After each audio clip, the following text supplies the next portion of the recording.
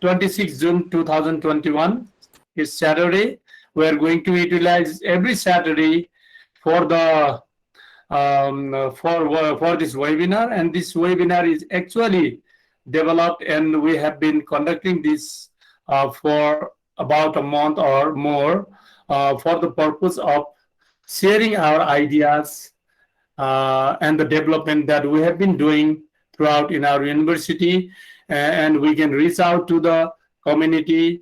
Why not we actually share our ideas and concepts and programs to our community as well? This is the main purpose out here. And another purpose is also is that our students have been taking their degrees in our university through different programs, and what actually they have been doing in our university, and this sort of knowledge and skills that they have learned during their study, if we are able to share and reach out to the community, I think that can be helpful for all. That's why this is our purpose. And today now, in our this 8th webinar today, we have got 3 presenters. Puja Shah, she is doing her 1-year MA in STEAM education from Kathmandu University School of Education. And Siddhartha Rajak, another presenter, he is doing his MA in Mathematics Education from the same university. And Purushottam Duwadi, he is doing his MPhil in STEAM Education from the same university. And before I start the webinar formally, I would like to introduce the designated person for the opening remarks, whom we have invited for the opening remarks. He is none other than Professor Mahesh Nath Parajuli.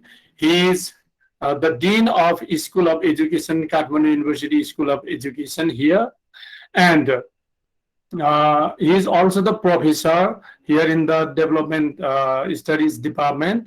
And under his leadership, actually, we have been doing many various programs, and we are doing our job to reach out to the community across Nepal, as well as in the international platform also. That's why I would love to invite, and it's our great pleasure to invite Professor Mahesh Nath Parajuli for his opening remarks. After that, we'll be having the presentation from our presenters. So, dear sir, I would like to request you to start your presentation. If you have slides, you can share. Otherwise, you can hear opening remarks. Thank you, sir. Thank you. Thank you so much, Indraji, for this opportunity to say some of my ideas in this very important forum. So first, let me welcome here all participants, our present students in different programs and at different levels. As many of you might know, we have in Kathmandu University in School of Education, we basically have our academic programs mainly at 3 different levels: Masters, MPhil, and PhD. And of course, we do have other programs as well. Like just this year, we started this program, Postgraduate Diploma, in the same in this mathematics department, and also, of course, in education management program also. And of course, we also have bachelor level program, but our focus, our emphasis, our strength has been Masters, MPhil, and PhD so far. Of course, we are now thinking, we are now trying to expand, of course, to different other activities and program. So some of you are here. I can see here new faces, maybe new names. Maybe aspiring students participate to join in our academic activities. Let me briefly explain here two important points that have been our key focus in School of Education. Oh, the sound is coming here. Who is speaking? Dear participants, if you are unmuted, please mute your Maybe microphone while someone is you are talking over the speaking. phone, telephone. Please mute. Thank you. Okay. Anyway, thank you so much. So I was talking about to let you know about the two important aspects that we use to give emphasis in our School of Education. One is, of course, as anyone would know, enhancing your professional competency so that once you go to your work field, in your professional life, you feel competency in carrying out your responsibilities, whether as a teacher, as a researcher, as a leader, or at any other level. So, in order to carry out your professional tasks, apart from your professional knowledge that you will need to know, there are, as you know, there are many other activities, there are many other skills, qualifications that you as a person need to have. Like take the example of this particular program today, the webinars, all the and not only this today's program, we have been having this webinar as a series, as just Indraji mentioned here. So all this series of webinars are being managed by our students. They are the presenter, they are the designer, and they are taking the responsibility of leading and managing the whole thing. So this is the way that we are contributing to develop our students as an individual, a person with capability, a person with ethics, and a person with integrity. So our focus is to develop our students as a person, as an individual who takes care of the society, who takes care of the country, and become able and become confident to work his or her professional activities in a very competent manner. So this is so our students are not only confined in the classroom and in textbooks. So they learn by taking part in all these sorts of activities, and they build their confidence, and they build the network so that once they complete their education, it becomes easy for them to go to the world of work, whether as an educational entrepreneur or, of course, as a job holder. So here, those who are those who are our participants, those who are our students, they are, of course, as they are they are studying mathematics or STEAM now. Right now, who are in this forum, and I assume the others. You are also aspiring students of mathematics and STEAM education. And of course, there might be some other people also who are from different academic background or educational background. But whatever your field of education might be, what is important for us is to see you as an independent individual with full of potential, full of possibilities,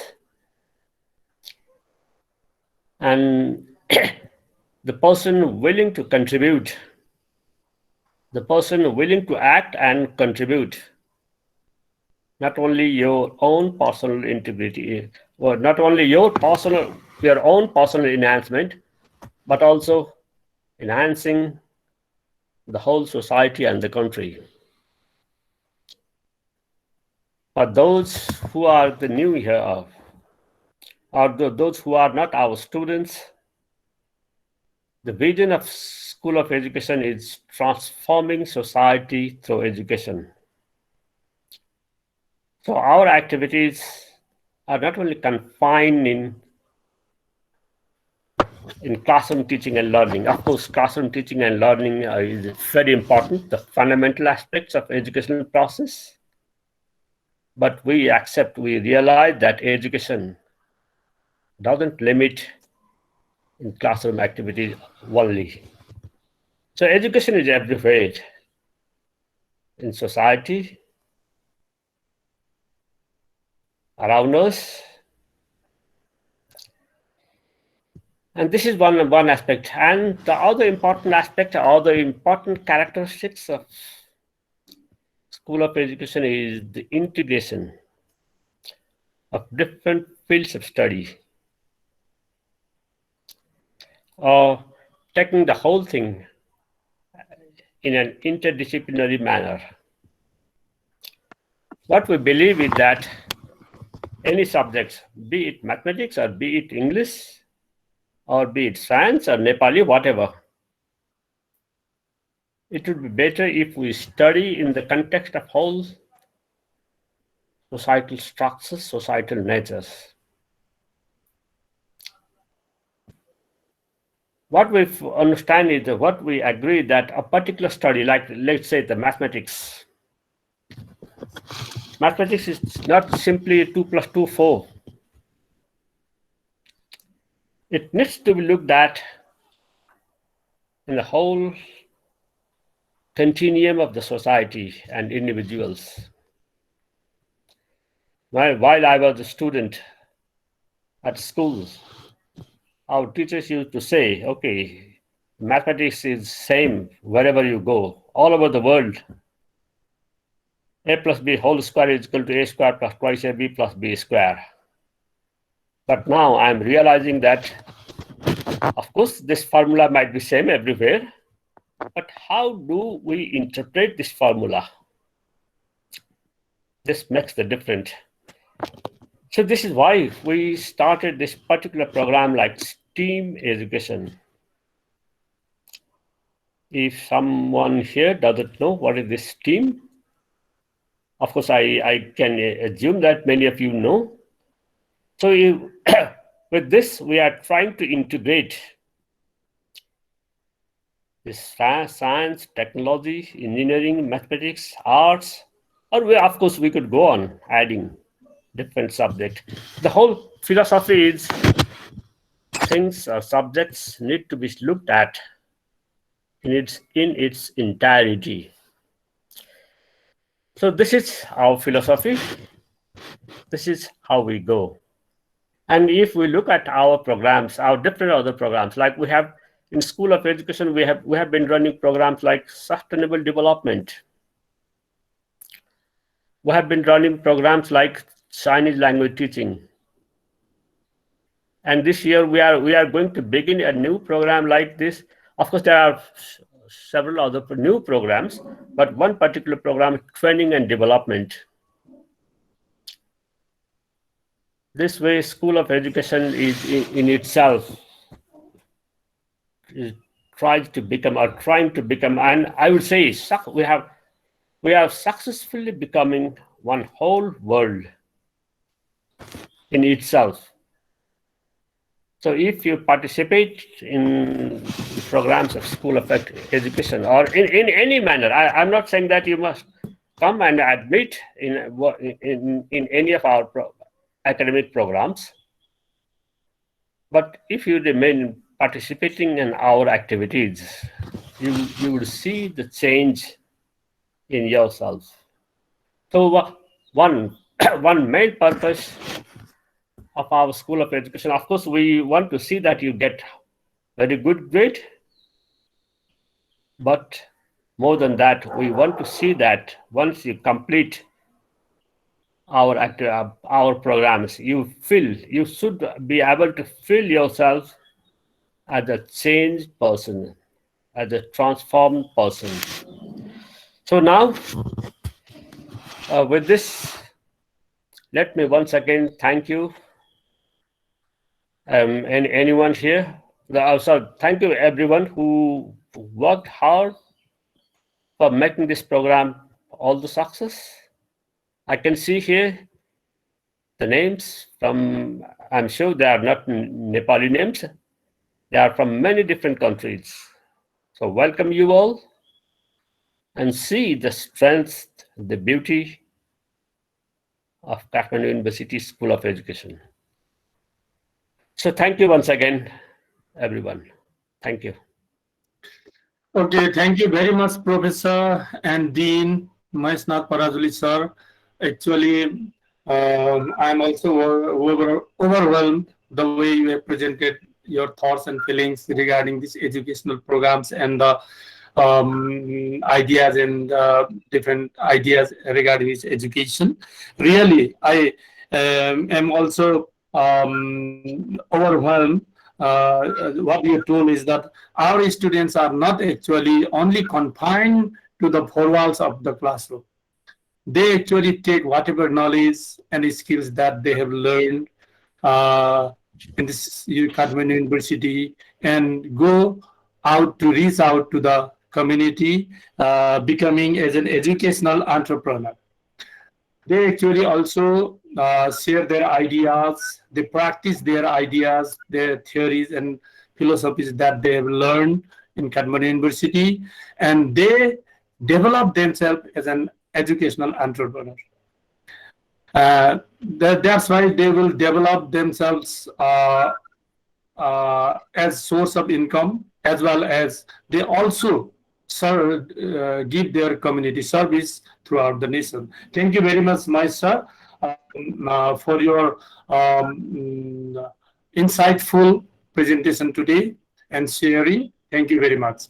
So now, before I start welcoming and inviting all the presenters, I would love to welcome all the participants, valued participants from Nepal as well as from outside Nepal.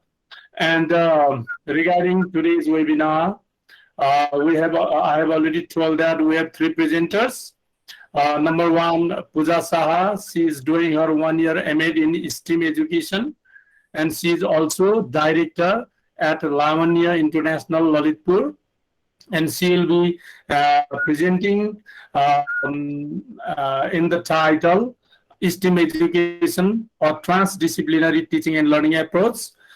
And similarly, Siddhartha Rajak, next presenter, he is doing his MA in Mathematics Education from Kathmandu University School of Education. He is also a teacher at Kathmandu Vidyalaya, Kathmandu. And the final presenter is Purushottam Duwadi. He is doing his MPhil in STEAM education. He is associated with different colleges there in Chitawan, like Maya Devi Kanya College, Valley State College, and Orchid College there in Chitawan. However, except this presentation, we will also have a subtype of introductory sharing by Assistant Professor Vinesh Prasad Panta. He is the head of Department of STEAM Education, Kathmandu University School of Education. He is going to share something about our Kathmandu University in the middle. So let me welcome Puja Shah for our presentation. Please, Puja Shah, ma'am, share your slides and start. Thank you. Sure. Thank you. Good evening, everyone. I'm Puja Shah, and I'm Thank you so much for providing me this platform where I can share my experiences and my learning with you all. And thank you for being with me. So without delay, I would like to start my presentation. So once again, good evening, everyone. So today I'm going to present on the topic is STEAM education. It's a transdisciplinary teaching and learning approaches. So today's my objectives will be transdisciplinary approach in STEAM education, what, why, and how. So I'll be talking on these areas today. So if we see the existing practices of Nepali education system, like we can feel that our education system is deeply dominated by faculty psychology. So this is a metaphoric representations of our education practices. So there is an assumption that our mind is divided into compartments, and each compartments represent each subject we teach.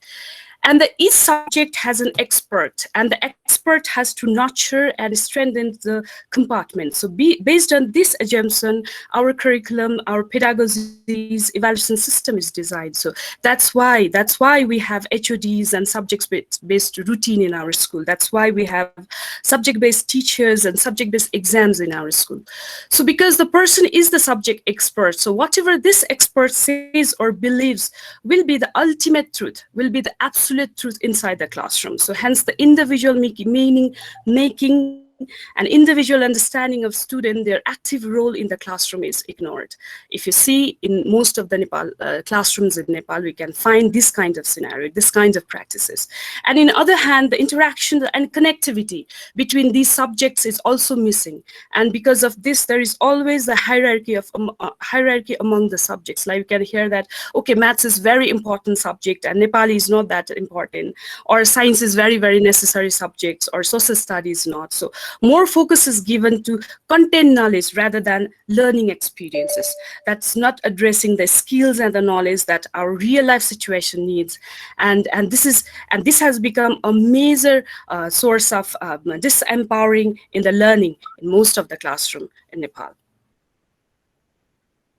So the practices of nurturing and strengthening faculties give rise to a conventional teaching learning system, which this cycle reflects more clearly. So here, as a subject expert, when the teacher enters the class, the ideas, the assumption, the views, and the opinion of the teacher becomes more important in the class than the learning experiences of the students. So which makes learning activities more teacher-centric, ignoring the active participation of a student.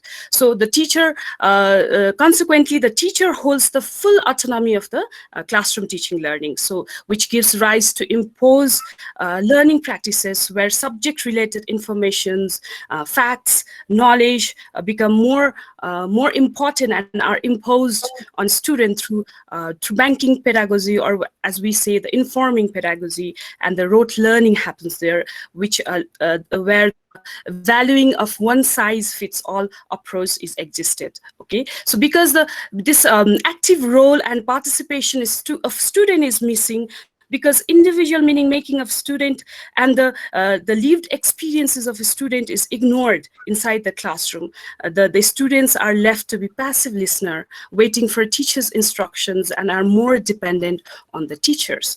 So therefore, therefore, when students become passive, again the teacher has to become active in the classroom and take charge of the class. So this cycle, this never-ending cycle, this cycle goes and goes and goes. Okay, so that is why the cycle has become the major hurdle of transforming our education system in progressive or active-based learning experiences.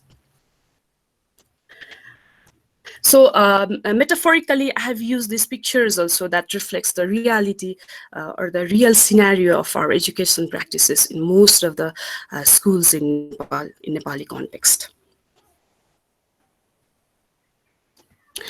So here you can see an old lady, Ama, we call it in Nepali.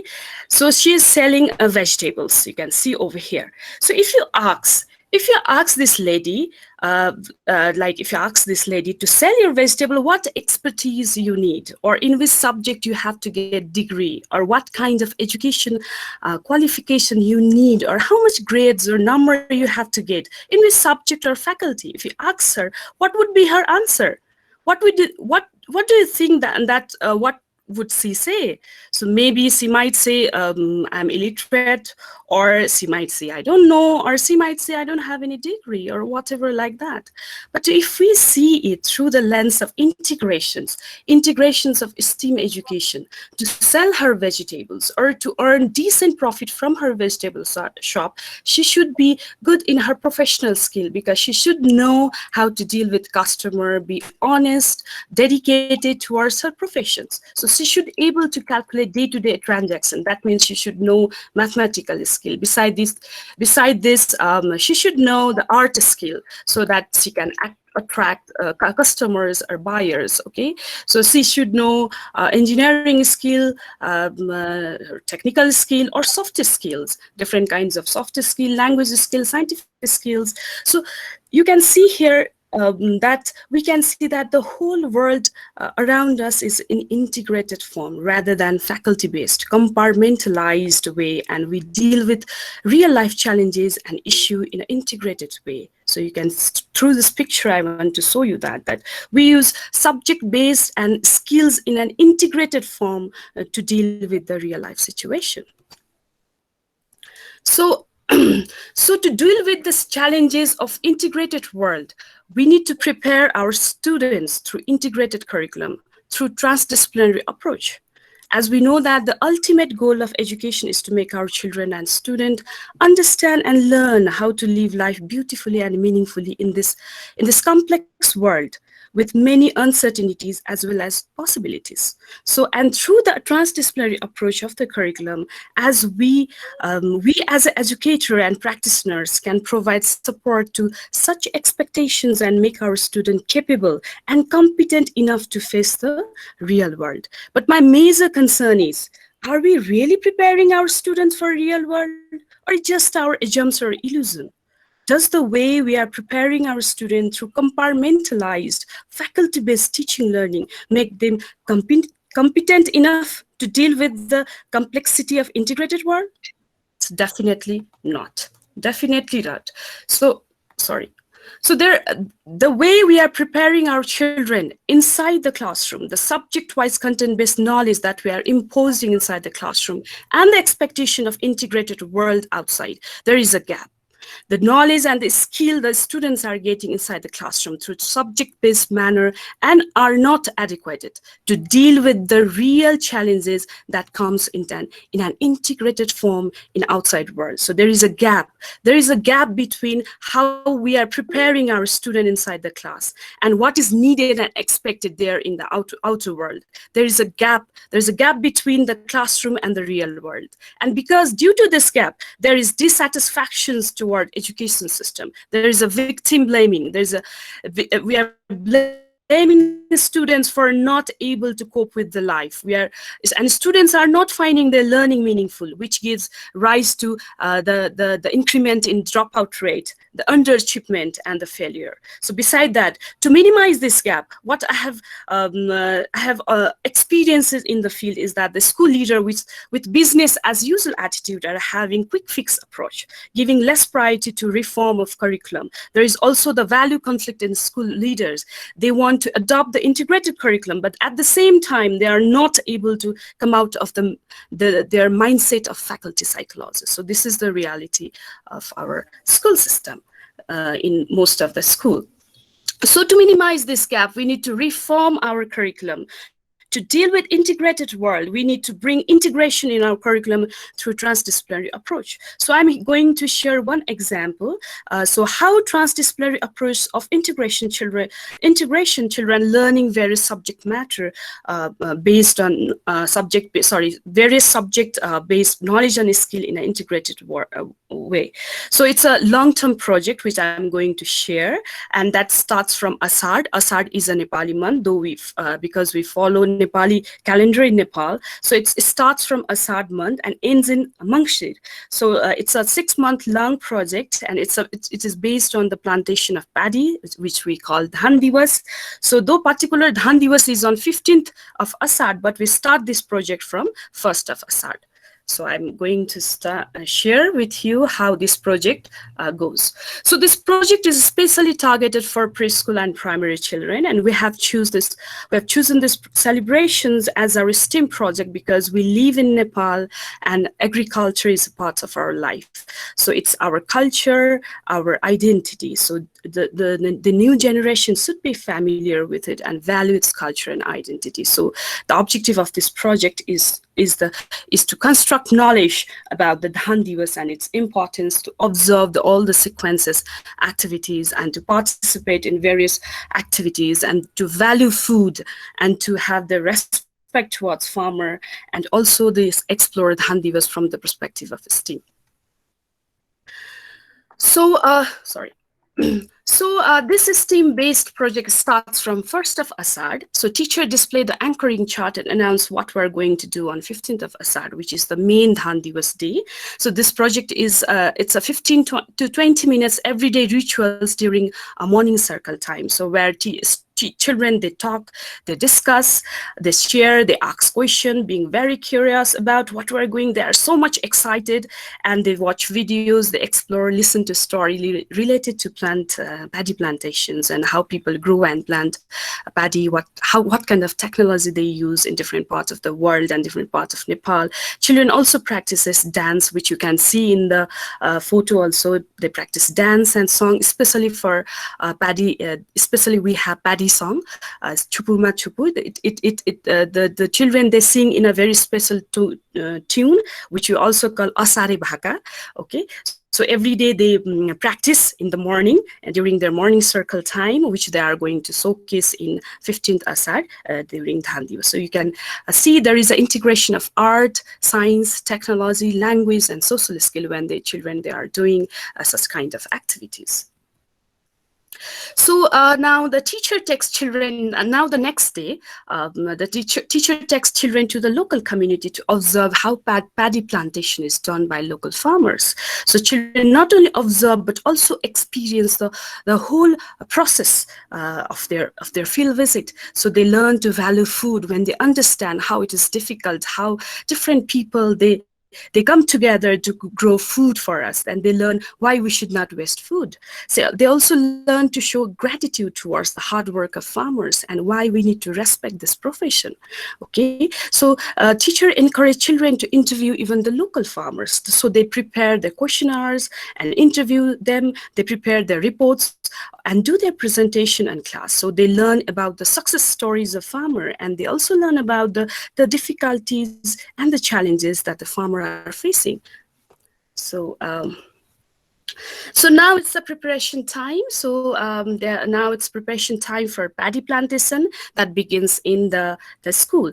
The area of plantation will be prepared, and the student here you can see that student becomes so much curious to observe the whole process. Okay, so like teacher explained that what kind of soil, quality of soil we need for plantations, and student also observe what kind of tools we use to prepare the area for the plantation. And in here in this photo, you can see there the teacher is preparing the place for plantation inside a box, because in some schools they don't have the land to do the plantation. So for there they prepare this kind of bucket. So they make everything ready for the plantations. So here you can see in another photos, here children, they are so much curiously observing the whole process. They're asking questions, they're generating curiosity and exploring the procedure. They are taking part, and they're experiencing whole process. They are expressing their opinion and feeling and sharing all those things with their families and their friends. So it's very, very exciting moment for the whole school family. And so on 15th of Asad Dhan Diwas, National Paddy Day, children visit the place where paddy sapling are grown. you can see in the picture. In some school, these saplings are grown by the local farmer, and in some places they are grown by the children and the teachers themselves. So they learn about the procedure of growing sapling and planting in them in two different places. They learn that the rice will not grow like other plant in the same places. It has to be, the sapling has to be grown in a particular place, and later it has to be replanted in another places. So they will learn the differences. So they will also learn to pluck the sapling and make bundles. They changes the dress, and now they get ready for the plantation. It happens on all this activity takes place on particular 15th of Asad, Dhan Diwas. So you can see it's a long process, okay? So in Dhan Diwas, now the plantation starts. Now the children enjoy and experience the whole environment, the mud, water, technique of planting, sapling, friends, and the nature and the environment. They are enjoying their experience and everything. They also sing song in Asare Bhaka, that they have practices in the class since like from 1st of Asar. So they showcase their dance and everything. So children also can come in there, like you can see in this photo. They can also come in a traditional costume with related artifacts. So you can see here one girl, she's carrying doko over there. So they can come with related artifacts, and they can role play, and they can role play how the real people, they do plantation in their real life. So it's a very beautiful experiences for the student. So you can again see here, not only in student, teachers are also taking part with the student in this whole process, and they are celebrating their cultures and their traditions, and doing this, they learn to value the cultures, our traditions. So those who don't have land in their school, you can see here in the picture, they are even planting in the bucket. Okay, so it's a very, very enriched experiences for children. So Asar Pandra is not only about plantation of rice. So it's about playing with mud and celebrating and welcoming monsoon. So that we can have a good farming, we can have good harvesting, and we can have enough food in our store and for prosperity also. So here you can see children, they are enjoying playing in the mud. So it's also a celebrating time, okay? So in Nepali culture, whenever we have celebration, the food takes the major space, okay? For Dhan Diwas also, teacher prepares the special food. We eat dahi. Dahi means curd. Chiura means beaten rice. Aluko achar. Wow, it's we call it what we call potato pickle. I hope so. So there are seasonal fruits also. So children, they have food after they play in mud. They have mud celebrations, and then after they finish the plantation. So it's a very, very enjoying time. So you can see here, children are eating food, they talk about the test, they share experiences, they explain, teacher can explain how we make curd, because there is special process in making curd and beaten rice. So children can ask, children can talk about, sometimes teacher can show them the how the aluko achar, the potato pickles is also made, so share the recipe. So you can see, along with the plantation, student also learn about the food that we eat particular on that day. So children learn how these foods are being prepared. So some children, you can see in this picture, some children, they bring food in their lunch box also from home. So in this way, they also enjoy the food. And now it's now art time, okay? So from the next day, for a few more days, Dhan Diwas children, after Dhan Diwas, the children do lots of activities, lots of artwork related to paddy plantation. They express their experiences and feelings through art. Like you can see here, mud art they are doing. They are doing collage work, they are doing coloring and drawing, and they are making models. And sometimes they also do the puppet play. So they present their artwork. So in front of the class, they display their artwork, and they really feel proud of their work. So here you can see children, there are more examples over here. Children are working in groups collaboratively with their friends to prepare an artwork. They're expressing their creativity in different forms. So after that, the children who can write, or even smaller children, they do free drawings. They write journals. They share their experiences and their feelings and their viewpoints through drawings and writing. So they do group work, and they make displays on Dhan Diwas. So here you can see children also can beside this journal writing, children can also express their feelings through poems and stories, and even sometimes they create dramas. Okay, here also you can see when the small boy, he's showcasing the puppet. Here you can see he's showcasing his puppet play in front of the class. Sorry.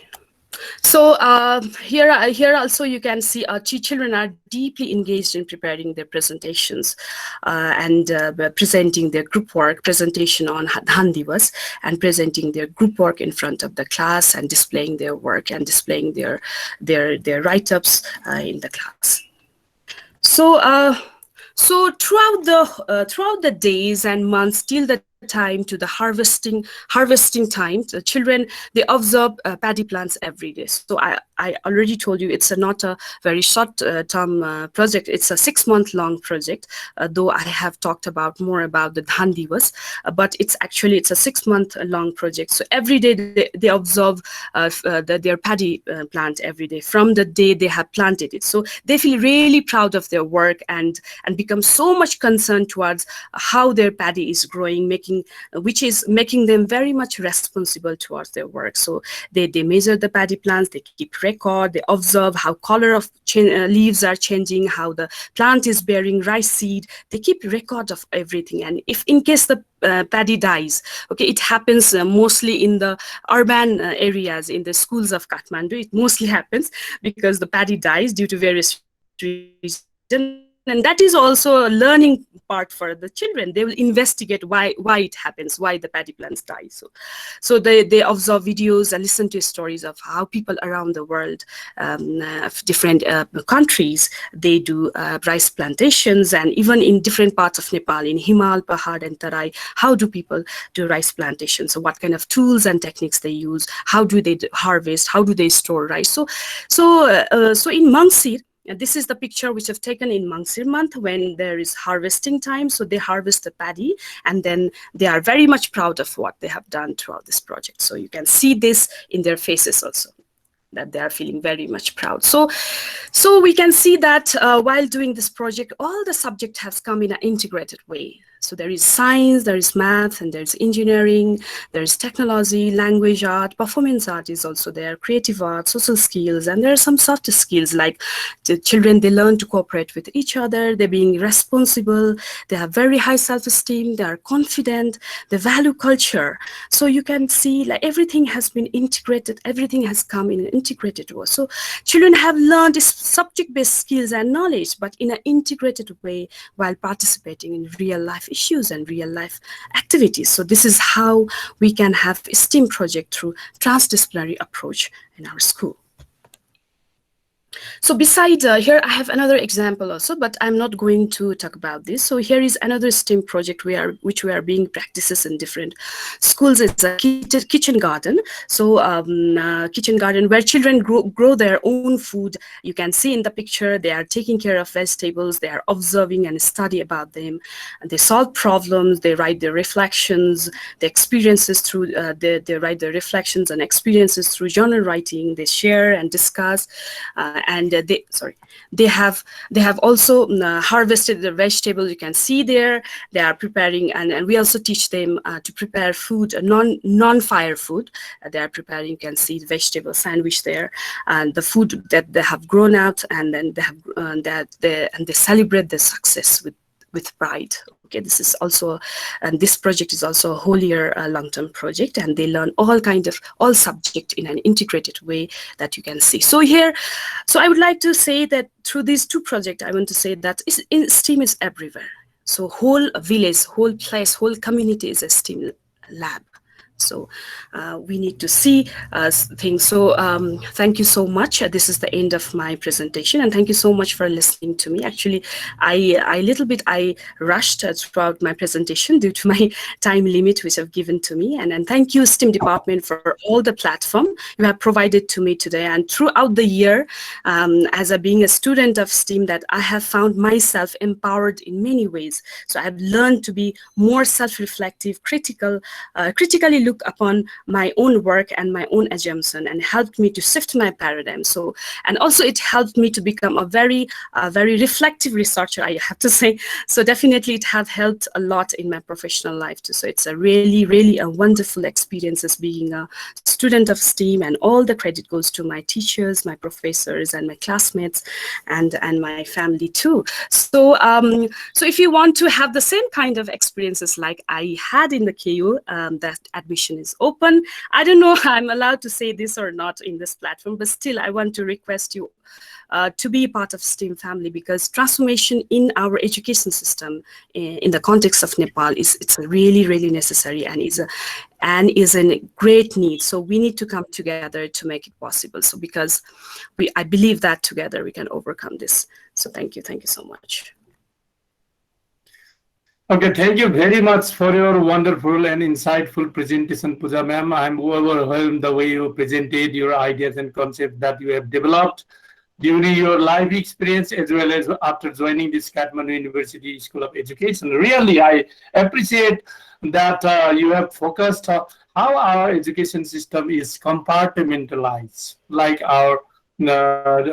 like we actually always see something in a narrow-minded, from the narrow-minded view, and we always try to deliver our ideas in a way so that students think that mathematics is necessary for our life. Mathematics is the excellent subject, or science is the excellent subject. You should not, I think you can learn other subjects like Nepali, English, something like this easily. So this is how actually our education system has been going on. However, because of the initiations that our university has been taken, and the other university as well, I always take the advantage that we have only done. But nowadays I have also seen that there is some kind of consciousness raised among the people across Nepal, and most of the students, as well as parents and the teachers who are associated with this educational field, have started to think about this sort of education that help students grow naturally. So I really appreciate and overwhelmed as well, Puja Shah ma'am. So Nepal is an agricultural country. Dhan Diwas is our culture. I remember one event that when I started teaching, and I used to teach home tuition, and I asked one student, Kathmandu, that do you know the source of rice grain, where it comes from? And he actually didn't know about this. I only know how it is cooked. So that's why should we develop our children to grow themselves naturally as they should, or shall we just tell them, inform them that rice is like this or paddy is like this? So they have to experience, go to the field and learn this all sort of things. Thank you very much, Puja Shah ma'am, for your wonderful and insightful presentation once again. And now I will take some questions from here. I also. Okay. Puja ma'am, would you like to say something? Yeah, because the Dhan Diwas, I have chosen this. I've chosen this topic because today is, I think, 12th of Asad, and then on Tuesday we are celebrating Dhan Diwas. But because of lockdown, we are not able to do, but virtually we can do. So that's why I have chosen this topic, and I would like to wish all of you a very happy Dhan Diwas also from here. Yes, thank you. Okay, thank you very much, Puja ma'am. I think I could not see any questions from here. I have only seen that a wonderful presentation, excellent presentation with the contextual example. And one question I can see here is that, is this possible everywhere, mountain, hilly, and Tarai region? Our classroom is multilingual classroom. So how children collaborate and communicate to each other? Puja ma'am, did you get the question? Is it possible? Yeah, somewhere it is possible. possible, I think, because we have been doing in different schools, because even in the urban areas, there are no lands in city, Kathmandu city. Even there also, children are doing plantations in bucket. It's not necessary that they have to grow and harvest and like a normal farmers, but at least they will learn how this all the process of plantation. So I think if we try, it is possible. And yes, we do have different children are from different cultural background, different linguistic background, but there are different forms of expressions. It is not necessary that you have to communicate. At least children can observe. From observation also, they will learn the different cultures also. And we also have to teach children to respect the culture of each other culture. So that's why there is one part in the project that children, they take interviews of farmers, so that they can have they can value that profession. So we can let children to observe. Observation is very much important. It's not necessarily they have to express everything in a linguistic form, but at least they can observe, they can express through their drawings. In that way also, I think they can communicate and collaborate. It is possible, because we have been practicing in the classes. We have been practicing in such schools also, where there are children from different family backgrounds and different cultural backgrounds also. And they are, and we children are more excited when they are learning about the different culture. So I think it's possible, sir. Okay, thank you very much. I can't see any question out from here. So regarding this transdisciplinary approach to teaching and learning any subject, not only science and mathematics, it doesn't mean that we always have to go follow science and mathematics. That a kind of trend has been going on throughout the nation in Nepal. Actually, a person needs various knowledge as well as skills to solve the real world problems. So this is one example. This Dhan Diwas is one example that we can actually take in the classroom and involve our students to learn to develop their different kind of skills based on the knowledge that they have learned from different subjects. Like there are all together maybe 8 subjects or 6 subjects, something like that in school. So mathematics teaches some kind of knowledge. Science teaches some kind of knowledge. Similarly, other subjects gives us knowledge. And those knowledge actually helps students to develop their skills. When they go to the real field and experience those, they have to actually practice those knowledge in the field and develop themselves. Thank you very much, Puja ma'am. I couldn't see any question here. I think one question is posted here. Is integrated learning and STEAM education the same? Can you say in a short, ma'am? Do you have any idea? Integrated learning and STEAM education the same? Yeah. Yeah, in STEAM, it's already integrated. It's an integration of science, technology, engineering, and arts and math, along with soft skills. So definitely it's the same. Yeah, thank you very much. But we follow different approaches. Under this, we follow different approaches. There's multi-disciplinary, interdisciplinary, transdisciplinary. The approaches are different of integration. Approaches of integrations are different, but STEAM is integrated. Okay, thank you very much, Puja ma'am. Of course, there are different approaches, and thank you very much for your wonderful presentation as well as your answer to the questions. And now, before I invite the next presenter, I would like to inform all of the valued participants to write or to post your queries in the chat box when the presentation is going on, number one. Number two is that today's, in the concluding remark, we'll have Professor Balchandran Vittal sir. He will be actually concluding this whole presentation today. So no need to worry about there if some questions are not addressed during this webinar. So no worries for that. Now, before I welcoming the next presenter, I would love to invite our head of the department, Assistant Professor Binod Prasad Pant, to share the programs that we have been running and the ideas and the concept that developed our students in our university. Binod sir, Are you there, please? Yes, thank you, Indramani sir. So thank you so much for inviting me. So I'll be very brief. Perhaps I'll speak about 5 to 10 minutes, because the purpose of sharing this information is that many of you have asked us about this program, although informally we have been sharing in such sessions, but some of you have asked the purpose of the program, the criteria for the program, and the mode of the program. So we thought that let us share in a very brief. So as you know that we are from Kathmandu University School of Educations, and more specifically we are from Department of STEAM Educations. And then something about this universities or School of Educations. So Kathmandu University is completely a public institution.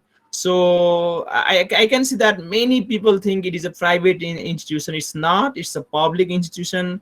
Now, as you can see, the structure of the universities and the rules of the universities and the modality, operational modality, it is completely aligned with these public institutions.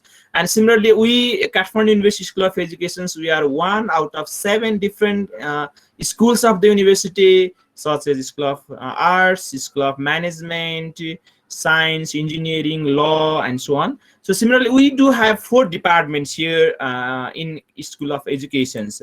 So we have STEAM educations, and we have language education, we have educational leadership department, and we have development education department. Now let me share in a brief about this program that we have been running in the Department of STEAM educations that may be useful for you, or that can be useful for other people who are in your network. And if you see the list of program, we have a very long list of program. I'm just sharing from Department of STEAM Educations. So we do have PhD in STEAM Educations, and we have MPhil in STEAM Educations, which is 3 semester long course, and we do have MAd in STEAM Educations. For example, the Puja Shah ma'am, who had just completed her presentations, and then she's about to complete her MAd in STEAM Educations. It is 1-year program. And we do have MAd in Math Educations. It is a 2-year program. And similarly, from this year, we have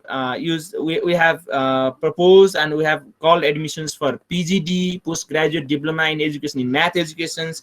It is same as 1-year BEd. And then we do have PGD in ECD and primary education. So we have been running this program in collaborations with other institutions. So this is a very long list of academic programs. So apart from this academic program, so we have been running short-term workshops, training, and then other kind of activities. So let me let me share in a brief for about some 3 different subjects. So one is this MAd in STEAM education. So it has become very popular from the perspective that this program has been developed for all the people who have completed 2-year masters in any discipline. So if the people have completed masters in any discipline, and then they are interested to develop their career in the educational field from the perspective of this STEAM education, and this is completely a professional degree. So 1-year professional degree where you learn different ideas of designing integrated approach, STEAM educational program, school-based curriculum, and similarly you learn how to design these professional development programs, and then how to implement these innovative pedagogical tools, and how to develop different resource materials in STEAM areas, and similarly this developing these 21st century skills, and then transforming education to research, and mostly important, this STEAM educational leadership. It is a kind of, so if you want to become an educational leader in academic institutions, for example, schools, colleges, or in any other organizations that works in the education area, and this has been very much useful program, is MAd in STEAM education. And similarly, we do have this MAd in Math education program. We started it back in 2006, and then so it is a 2-year master's program, and especially it is designed for those who have completed BA, BEd, BSc in mathematics or physics, or if they have learned 200 marks of mathematics course in bachelor's degree. So for example, engineering and in other courses as well, where they learn 200 marks mathematics. So this program also has been developed for both mode, in online and face-to-face mode. anyone who is outside the valley or even outside the country, so they can complete all the requirements, so being in their own place. So the major features of this program is this: how to integrate this technological and pedagogical content, and then participatory pedagogy approach has been given much focus. Here you have to learn some mathematical courses, but that is highly applied mathematical courses, and we regularly conduct workshops and webinars, and there is a good opportunities for participating in national and international conferences. So this is how we have been preparing this skillful math teachers for the nation. And the next one is the latest addition is that this postgraduate diploma in education in math educations. This is completely a professional degree. So this course has been designed for those people who have very sound knowledge in mathematics in their previous degree, for example, BSc, even MSc and BA, and also B.Ed, but they are looking the how can I become very skillful math teachers? How can I become very reflective and critical math teachers? So how can I develop projects and practicals and other kind of this is resource materials in math education. So focusing for such people, we have prepared this 1 year math education program. This is also available in both online and face-to-face mode. So just to be a very brief, so in STEAM educations, math educations, and then PGD is also math educations. So now, as you can see, these are graduate attributes.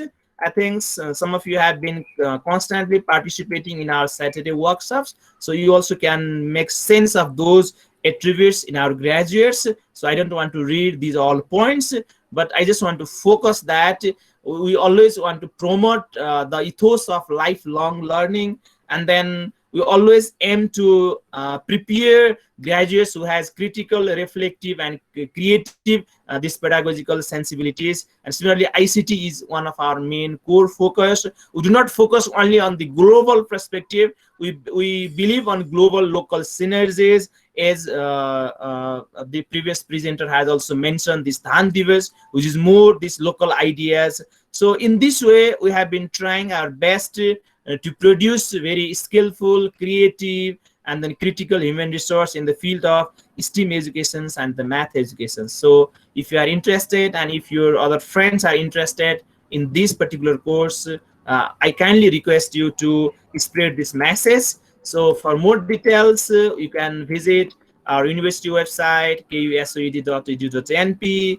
You can email either in the official admin, or you can also email to my email ID, or we do have other professors here. So I have also kept my phone number. So thank you so much. So especially our friends, including Indramani Sir and other friends from the department, they requested us to share our programs, because many friends, they are unaware of this academic program that we have been running. So this is just for the purpose of providing the informations. So we do have this kind of informations will be very useful for the people who are exploring these better alternatives or opportunities. So all the programs are available in online mode as well. So thank you so much. So I can see one question here: is the PGD math is equivalent to 1 year? Yes, this is equivalent to 1 year B.Ed. Yes, sir. And then one more thing is that in this PGD program, we do have around 50% scholarship as well, because this Korean government and then one of the universities of Korea has supported us for providing the scholarship. Almost 50% of the admitted students will get the full scholarship here. I think this is also a very good opportunity for our Nepali students. So thank you, Indra sir, and thank you, friends. If you have any questions, you can write in the chat. So Indra sir, over to you. Can I? Okay, thank you very much for sharing the program that we have been running. Sir, I think the sound is echoed. I don't know. There is an echo. Chandrapati Singh. Chhatrapati Singh. Namaste, sir. I am from Nepalganj. Sure. I have been teaching here in physics +2 science. Sir, I would like to ask one question. Is there any online or distance mode of education in MPhil in STEAM education? Yeah, we Yes, do we have. are living out of the valley. That's Yes, why. sir. We Yeah, do we do have have. in MPhil in STEAM educations. Will you please mute? I just want to share in a brief. Just okay. We do have in distance mode in MPhil in STEAM education, but that we call the block mode. The students that you have to come at Kathmandu 3 times in a semester. Whenever you come there, you have to stay for a week in the in Kathmandu, and then we deliver the sessions in a week. And then so for now we are running all the sessions virtually. So if there is a possibility to resume the classes in face-to-face mode, these MPhil students should join in face-to-face mode, but only 3 times in one semester. So if you need further information, you can call us and then write in email. I think now for now we have to move ahead. So okay, please Indra sir, go ahead. Please write email. So I'll give you Okay. all the information. So here is fee structure. I think I would love to invite you and talk to Binod sir as well, me and others. You will be notified regarding fee structure. You can call him, and I think Netra sir, you can also post the phone number of Balchandra sir as well as mine, and so that everyone can get connected with us. So regarding this program, actually, why I have invited Binod sir here to share the program series, that several phone calls come to me and they start asking me whether there is online mode or not. Because of this corona, also some kind of problem or some kind of problem maybe there. That's why many students ask me whether there is online or not. Yes, we do have online program in 1 year STEAM education as well as in mathematics education. You can stay home and take your classes from home, because we connect you through virtual mode, and then we start our classes. And there is also physical mode. If the school opens, means the university opens, we will run both the physical class as well as the virtual mode. We'll connect our online students through virtual mode, and we'll interact each other. It is not the one-way traffic type of education system in our university. We actually involve our students in a wide discussion and develop their knowledge and skills throughout. Thank you very much, Binod sir, for this for sharing these programs that we have got here.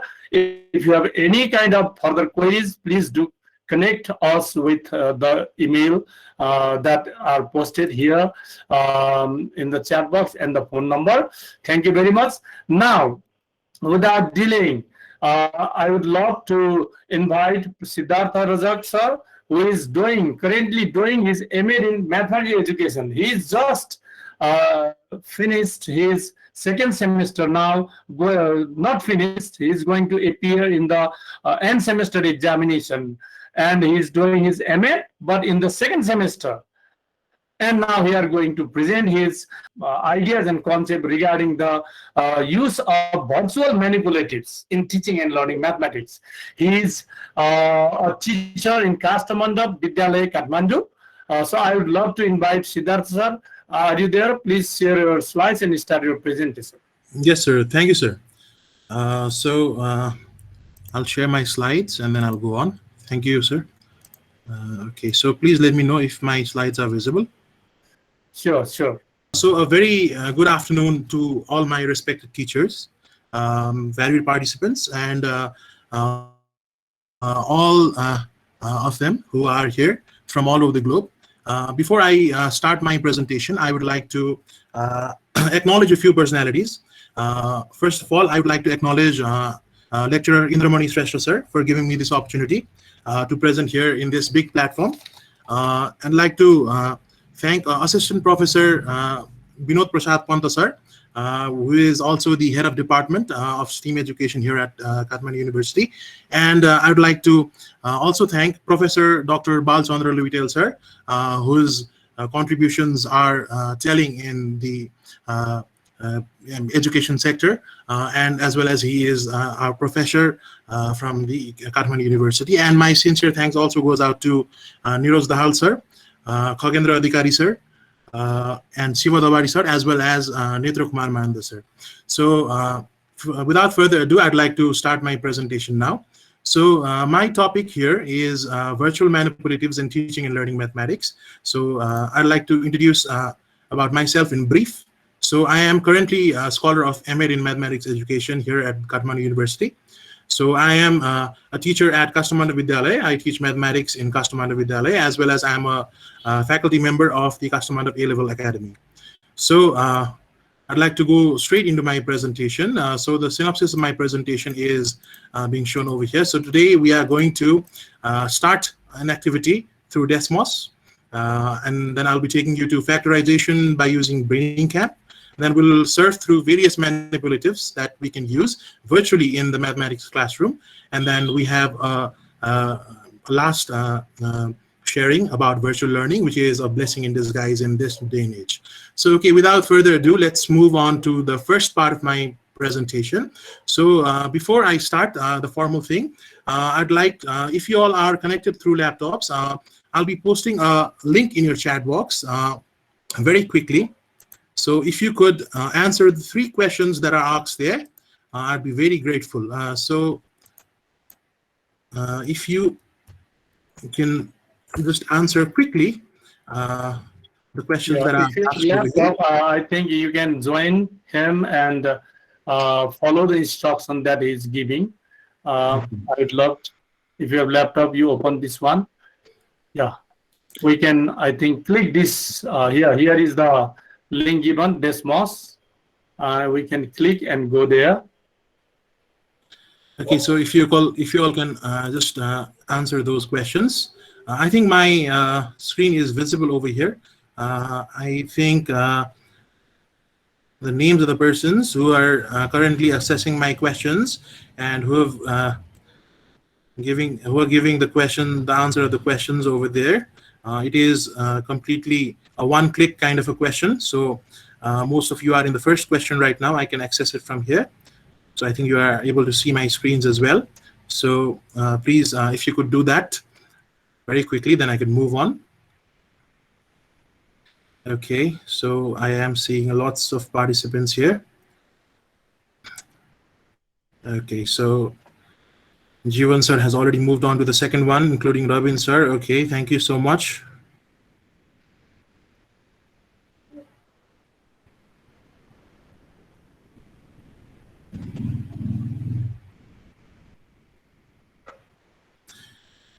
Okay.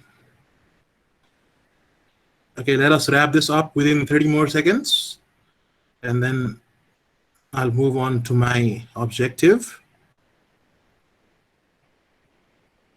Okay, so there are very easy few questions about how you feel, and one question at the end, which is about mathematics. Okay, so I think most of you are in the last question now. Okay, great. I can still see few people who are stuck. That is completely fine. Actually, this is one of the motives of my activity as well. Okay, so I think you all are seeing my screen as well. This is a small activity that I've edited from Desmos. Okay, so this is a tool. Desmos is a tool where we can use different kind of ready-made activities. I think you can see my screen here. So whenever you enter the Desmos, you can see so many different activities here, which is related to smaller grades, higher grades, and you can customize those activities according to your wish as well. I've just done one for you. So these are the activities that you can do from Desmos. So I was trying to say, whenever we do this kind of activity in a virtual class that we are having in this day and age from 2020 and on, so I think whenever you set some kind of questions like this in Desmos, so we can see if the students are doing their work, right? So those who have already finished their works, I think you can see the dots over there. And if some student is stuck in some kind of question, for example, Asok sir has not given me the answer of the last question. So that means you can track your students down pretty easily, right? So this is just an example of how you can use Desmos. So Desmos is a big site where you can use so many different activities. For example, if I have to teach functions in a certain grade, I can go through the activities that are ready made over here. Okay, so I can move into something like this. Okay, so I can just move into this. I can assign this exactly to my students without doing anything. First of all, after I check, then I can do so many different activities which are already tailor-made over here.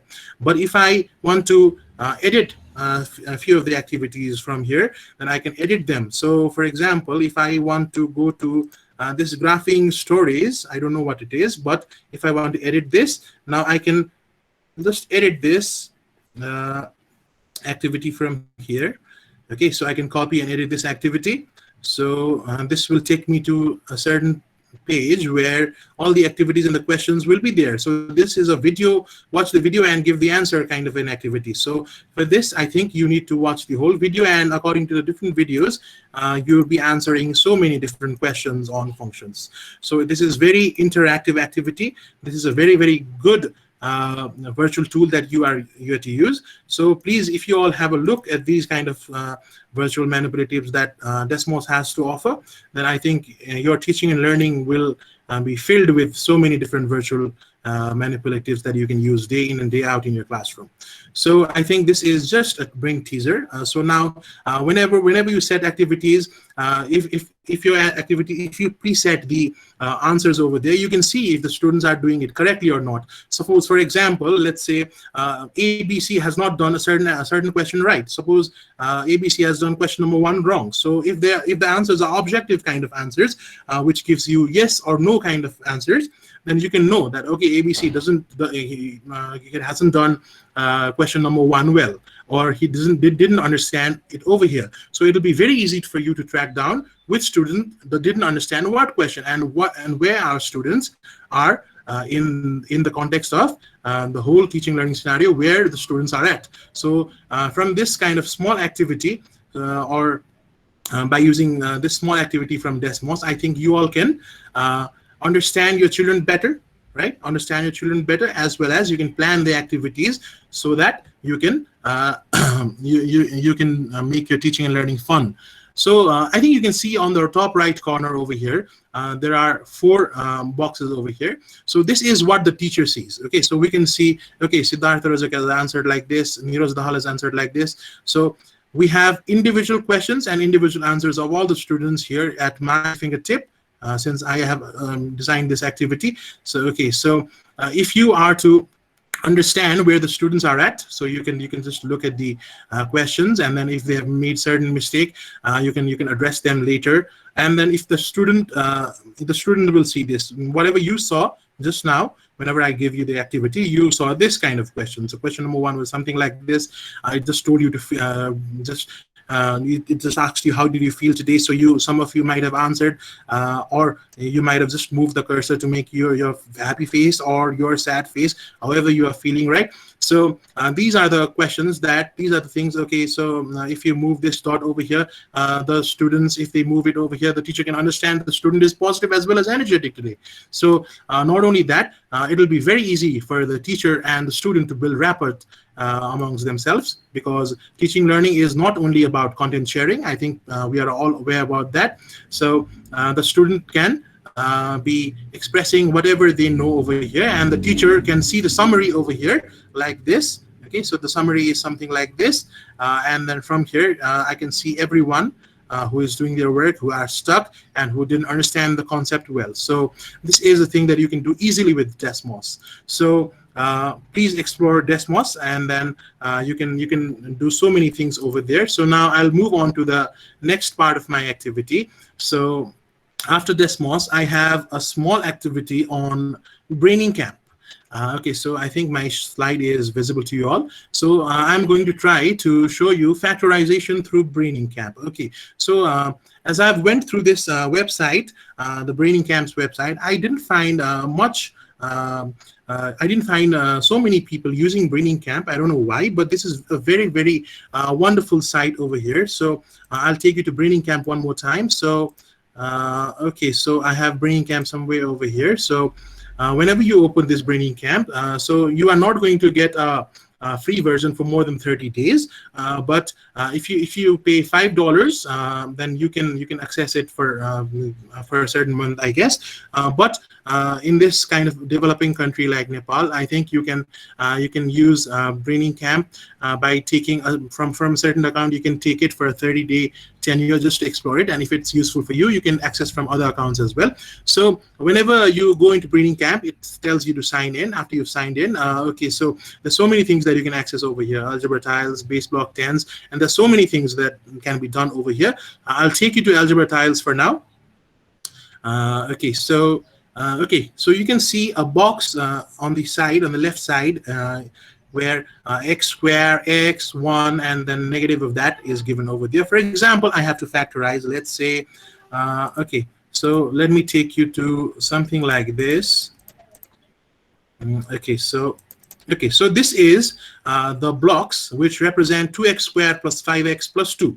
Okay, so I think we've been doing factorization by paper folding, and then by physical interaction with the students all the time in our school whenever we teach and learn mathematics.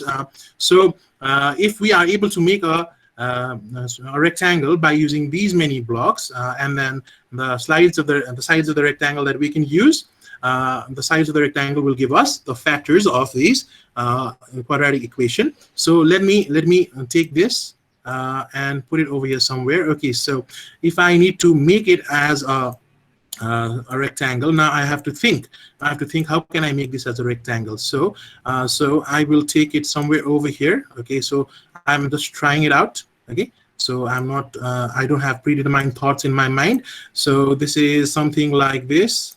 Okay, so I can take it over here maybe. Okay, so so if I can move this on the other way around, I can rotate it like this, and if I keep it like this, okay, so I think I have a rectangle here. I used two boxes which represent x squared. That means the length and the breadth of this square, or whatever we can say, we can interpret in terms of a square. So a square of length x, and then this green little block here represents a rectangle with the length as x and the breadth as 1 unit, and then we have a small square over here with 1 unit as its length. So if I try to make it as a rectangle, I would be able to do this by using all of the blocks that I have over here. So from here, I use 2 blocks of x squares and 5 little stripes of the area x, and then 2 squares of 1 unit.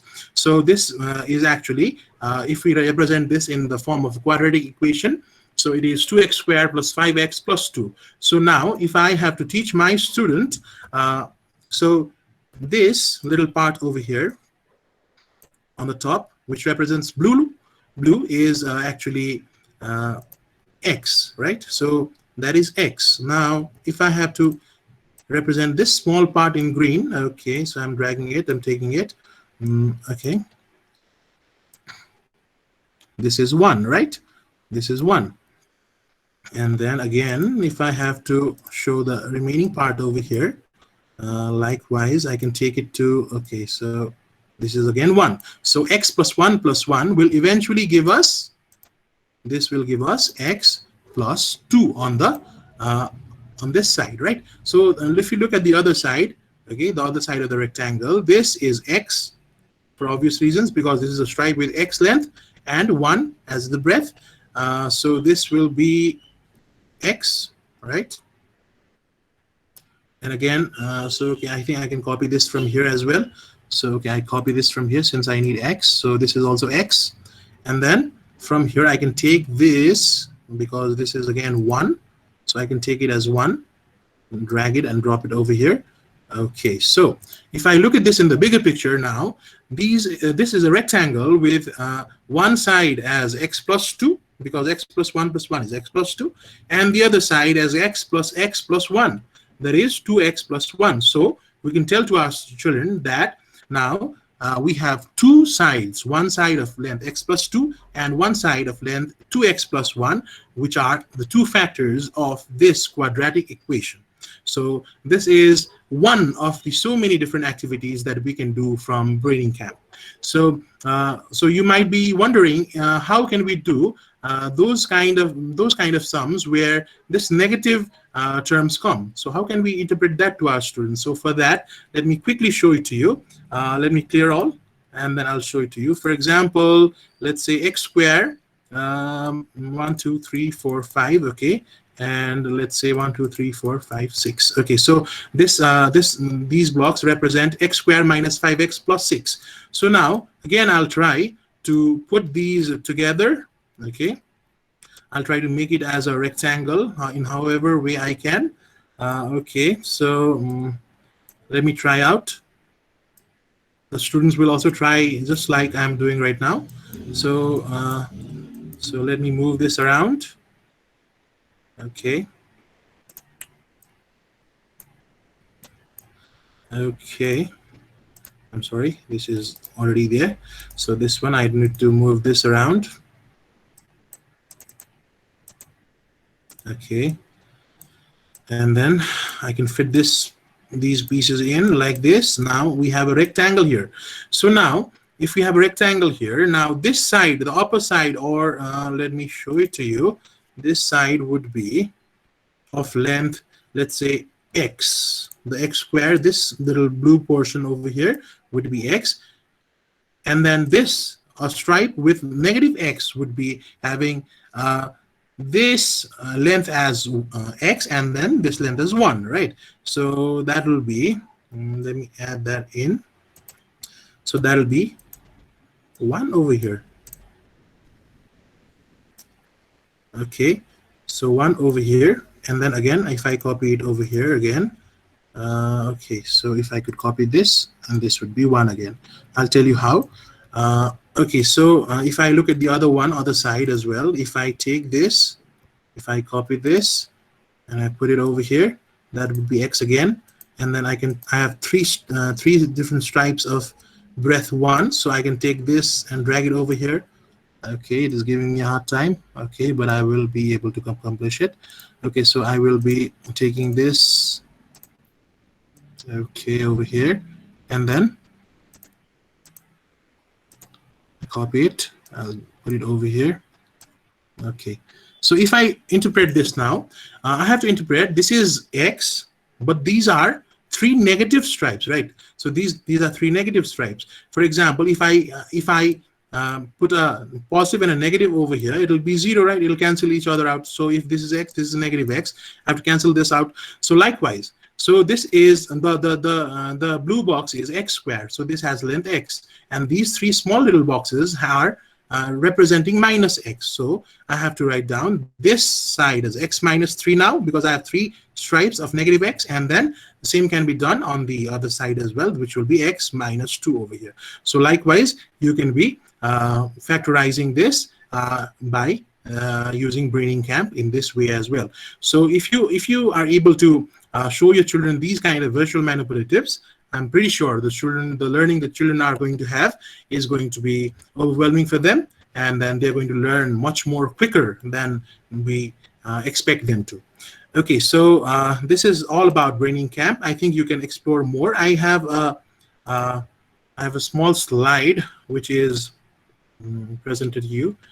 Just okay. So if you all are trying to access Braining Camp, so I have one example over here which I've already shown you, so you can look at this as well. So this is the same kind of concept that I've just demonstrated. So how can we use Braining Camp? So you can go to the Braining Camp's website. Okay, so you can sign up for a free trial just to learn.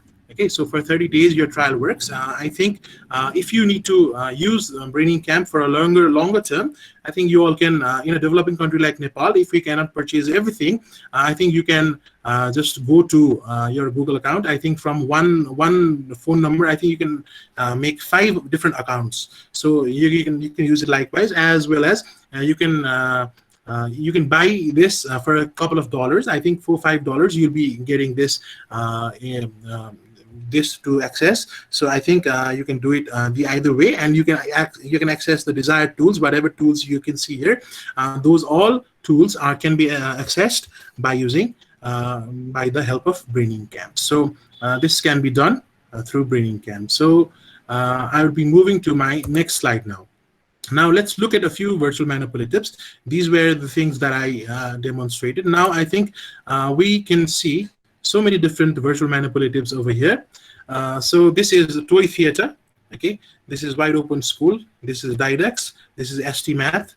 And then we have FED interactive simulations. This is actually FED Colorado. And then this is MathsPad and Open Board. This MathsPad and Open Board, you can do constructions very easily from MathsPad as well as Open Board. So these are the websites that you can use.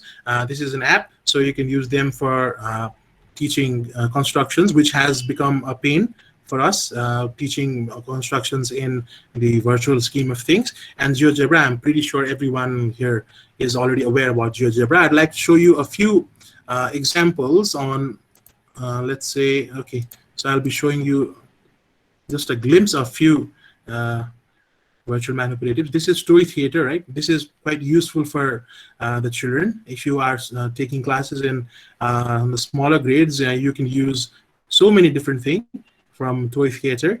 You can have a look. Okay, so there's so many things that you can do from Toy Theater as well. Okay, so you have a geo board over here, so you can make different shapes. Okay, you have fraction strips over here. So if you want your children to learn about fractions, okay, so this is, okay, so I can drag it and drop it over here. Okay, so this is half. So what else do I need to put here to complete it? Okay, 1/4, or maybe 1/4 again will make it a full.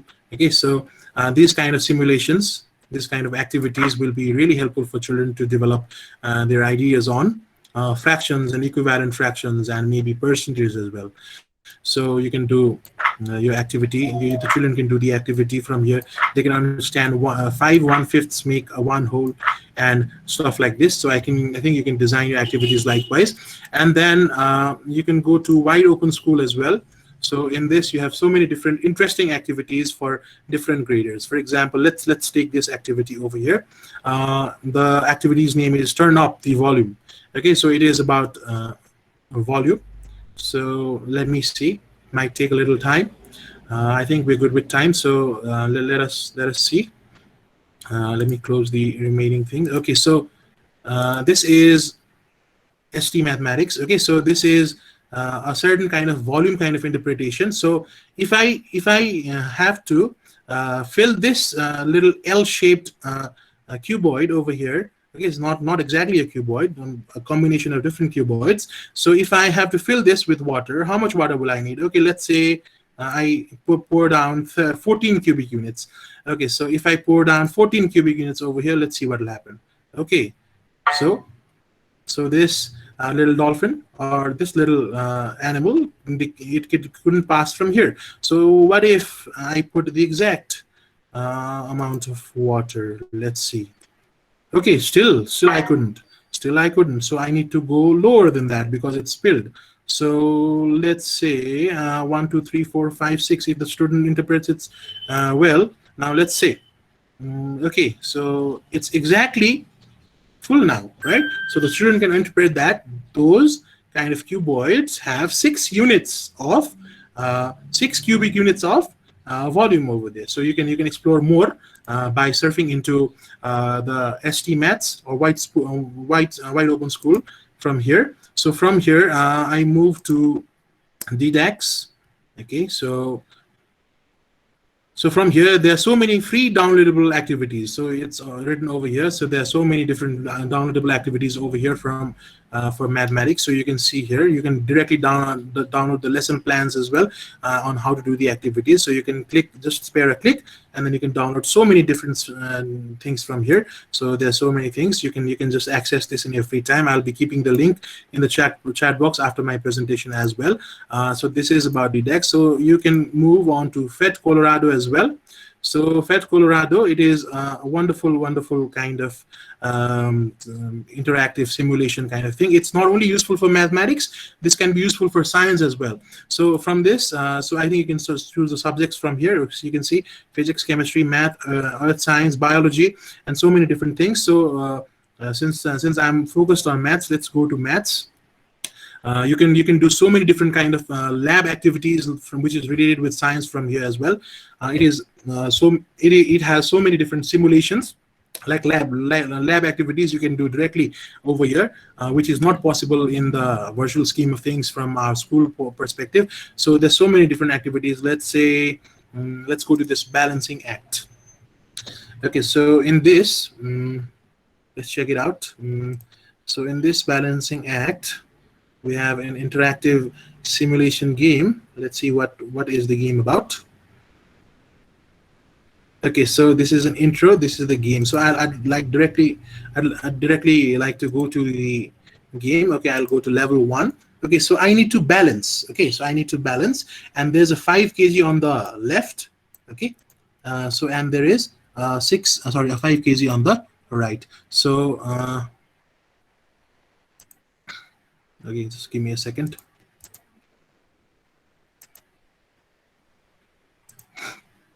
Okay, so if I put a 10 kg over here, okay, over here, what will the balance be now? Let's check. Okay, so it is not only about mathematics. There is so many different things that you can relate with this. Both are of the same, both have the same mass, but this is not balanced. It is because of the effort distance and the load distance. I think we can connect maths and science over here. We can connect multiple disciplines from here. So the children can try one more time. We can put it over here and maybe check again, and the student can. Okay, so this is now it is balanced because they are at the same distance from the fulcrum as well as they are of the same mass. So this can be a very interactive activity to teach students about mathematics as well as connecting it with science. So that can be done by the help of FET Colorado. Okay, so these are the different kind of softwares that you can use, and these are the virtual manipulatives that you can use. I'm pretty sure everyone here is using GeoGebra, because GeoGebra, I think it has escalated over time, and since this pandemic, I think GeoGebra has gone from 0 to actually hero.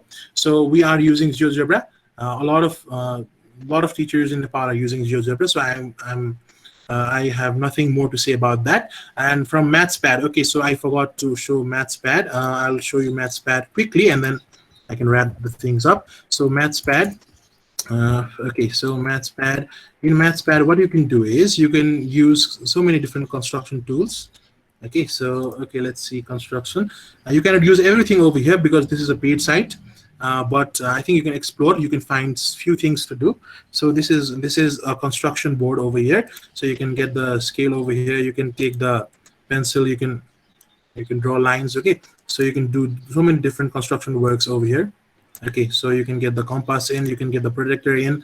So you can do so many things. I think you all need to look at this, explore this, and then you'll be able to do so many things from you and this MathsPad as well. So I'll be posting all the links in the chat box once I finish my presentation.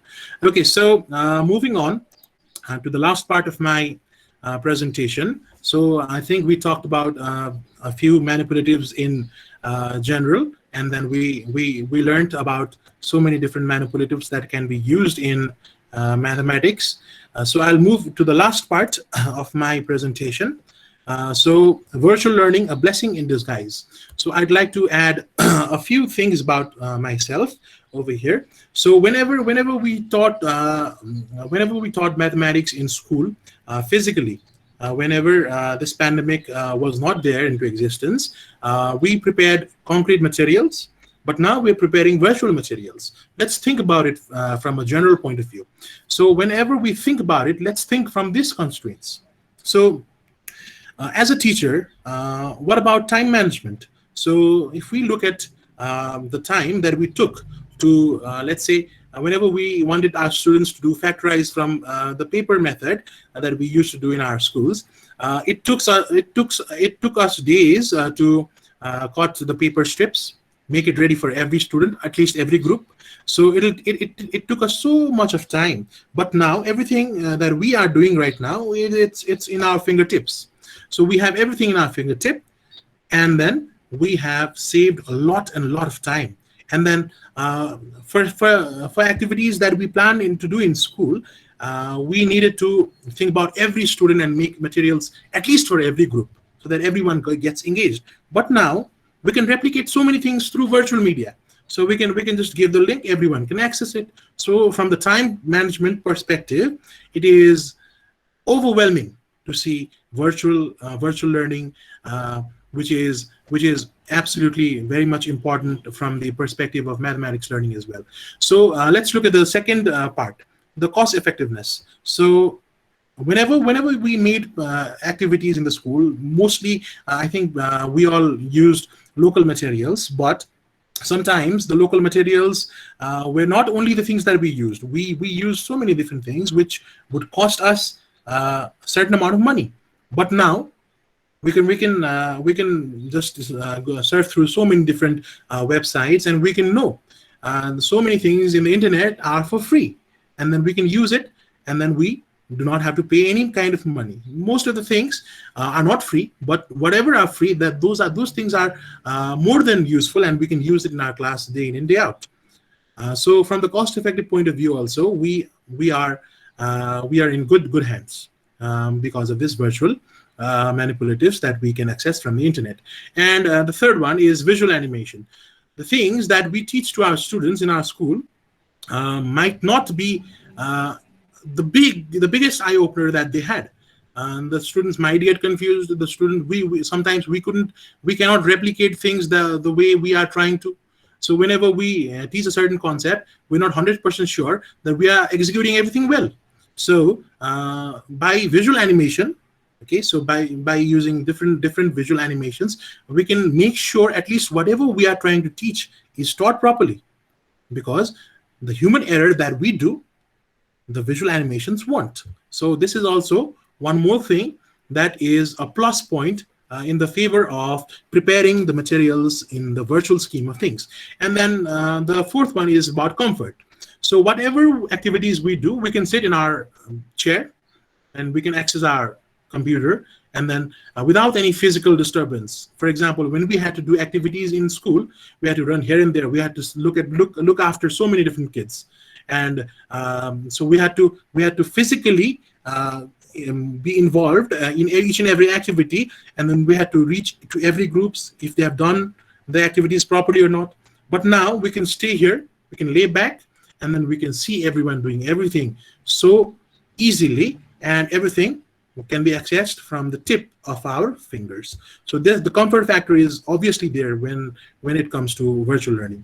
And the fifth one is the students don't only learn the mathematics concept, but they subconsciously, they nonchalantly learn about so many digital things, digital skills. So they learn about so many digital skills, even they are a few steps ahead than us in the digital scheme of things. So the digital literacy is also developed, and the skills that the students gain from this learning will be useful for them in the higher education, because in the higher education, in the university level, the digital literacy will play a very important role.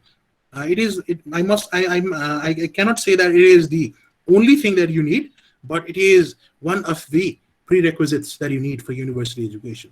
So these are the things that we can expect going in our favor and then the student to develop from the virtual manipulatives.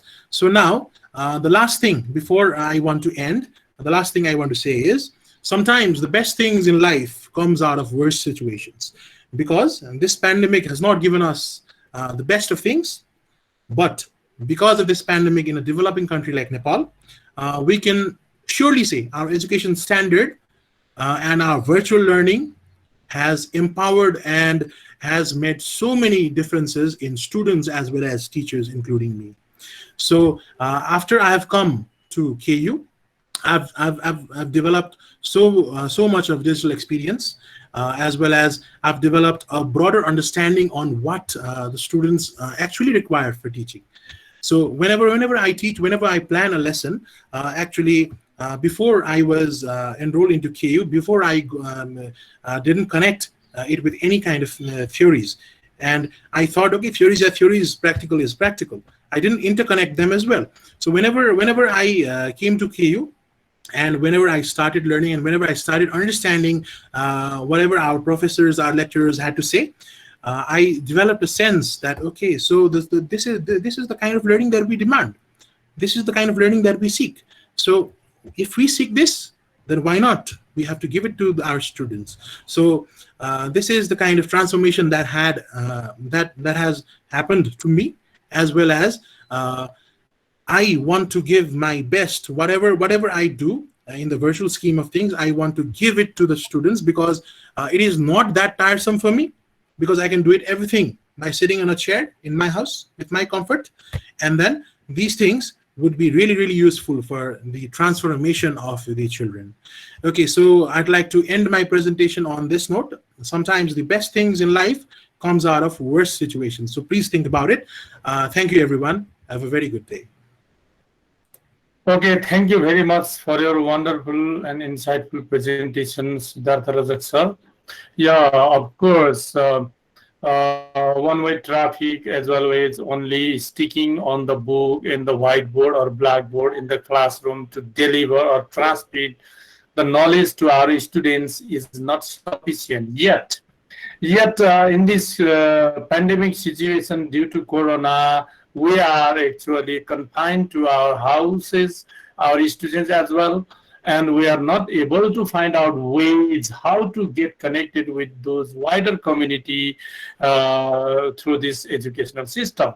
So this virtual manipulatives can be one of the many ways of getting connected with our students, and we can provide our students the meaningful learning environment through this virtual manipulatives. Thank you very much, Siddhartha sir. This is how actually Kathmandu University School of Education is trying to develop their students through various aspects, so that they can develop themselves skillful entrepreneur, educational entrepreneur. Thank you very much once again, Siddharth sir. Let me take some questions if there are, and then I think the questions I could not see here. Very interesting, very excellent presentation. Very insightful presentation, excellent, brilliant presentation. Wow, very grateful ideas you have shared, Siddhartha sir. Please share this link. You can actually get the video as well, or you can get connected with Siddhartha sir later on. Siddhartha sir, I think you can also post your phone number or something like that here, so that they will contact you and learn something from you as well. And you and here very informative for mathematics teachers. Not only for mathematics, I think this virtual manipulatives can also be used for other subjects as well. And excellent presentation, wonderful presentation. I think there is no any question. Thank you very much, dear valued participants, for your congratulations words out here. Very insightful. Thank you. Okay, I can't see any question out here. Thank you very much once again, Siddhartha sir, for your insightful presentation. Now, one, I think, Braining camp for 30 days. After 30 days, what does it mean? I think I didn't get it. Okay, sir. I'll answer him. So Hey. this is a 30-day trial that you get from Braining Camp. So after the 30-day trial, if you want to access the Braining Camp, you have to pay $4 or $5 to access it forever. But it is more related with algebra. So whenever you're teaching algebra, I think you can access the Braining Camp then as well. So हामीले चाहिँ त्यही बेलामा हैन हाम्रो त्यही टाइमको बेलामा हामीले चाहिँ ब्रेनिङ क्याम्पलाई एक्सेस गरेर त्यति बेला मात्र हामीले लगइन गरे पनि हुन्छ so if you want to maximize the use of braining camp I like to suggest that you can make 5 different accounts from one phone number, I guess. I might be wrong, but you can make 5 different email accounts from one phone number. So you can make a different phone number and you can sign in from there. So this is what people do in developing country like Nepal, where we cannot pay for everything. So I think you can use that method as well. And then if there is something else, if there is some other method that we can do, I'll share with you as soon as I know through our professor and lecturers. Thank you so much. Okay, thank you very much once again, sir.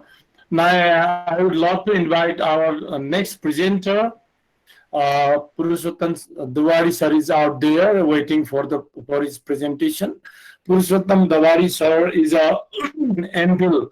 As an MPhil scholar, he is doing his STEAM education, MPhil in STEAM education from the same university, School of Education, Kathmandu University. And as I told already that he is also a teacher out there in different campuses in Chitawan, Bharatpur, Chitawan, I think. They're in the Tarai region maybe. So let me welcome Purushottam Duwadi sir. Okay, namaste. I am Purushottam Duwadi. Currently, I am studying MPhil in STEAM education at KU in 3rd semester. I am also working as a teacher in several colleges. First of all, I would like to give thanks to our department of STEAM education of Kathmandu University, and thanks give to me opportunity to sharing my experience regarding STEAM pedagogy. It is only sharing my experiences, not and others, only my experience and idea when I implement in it at the actual classroom.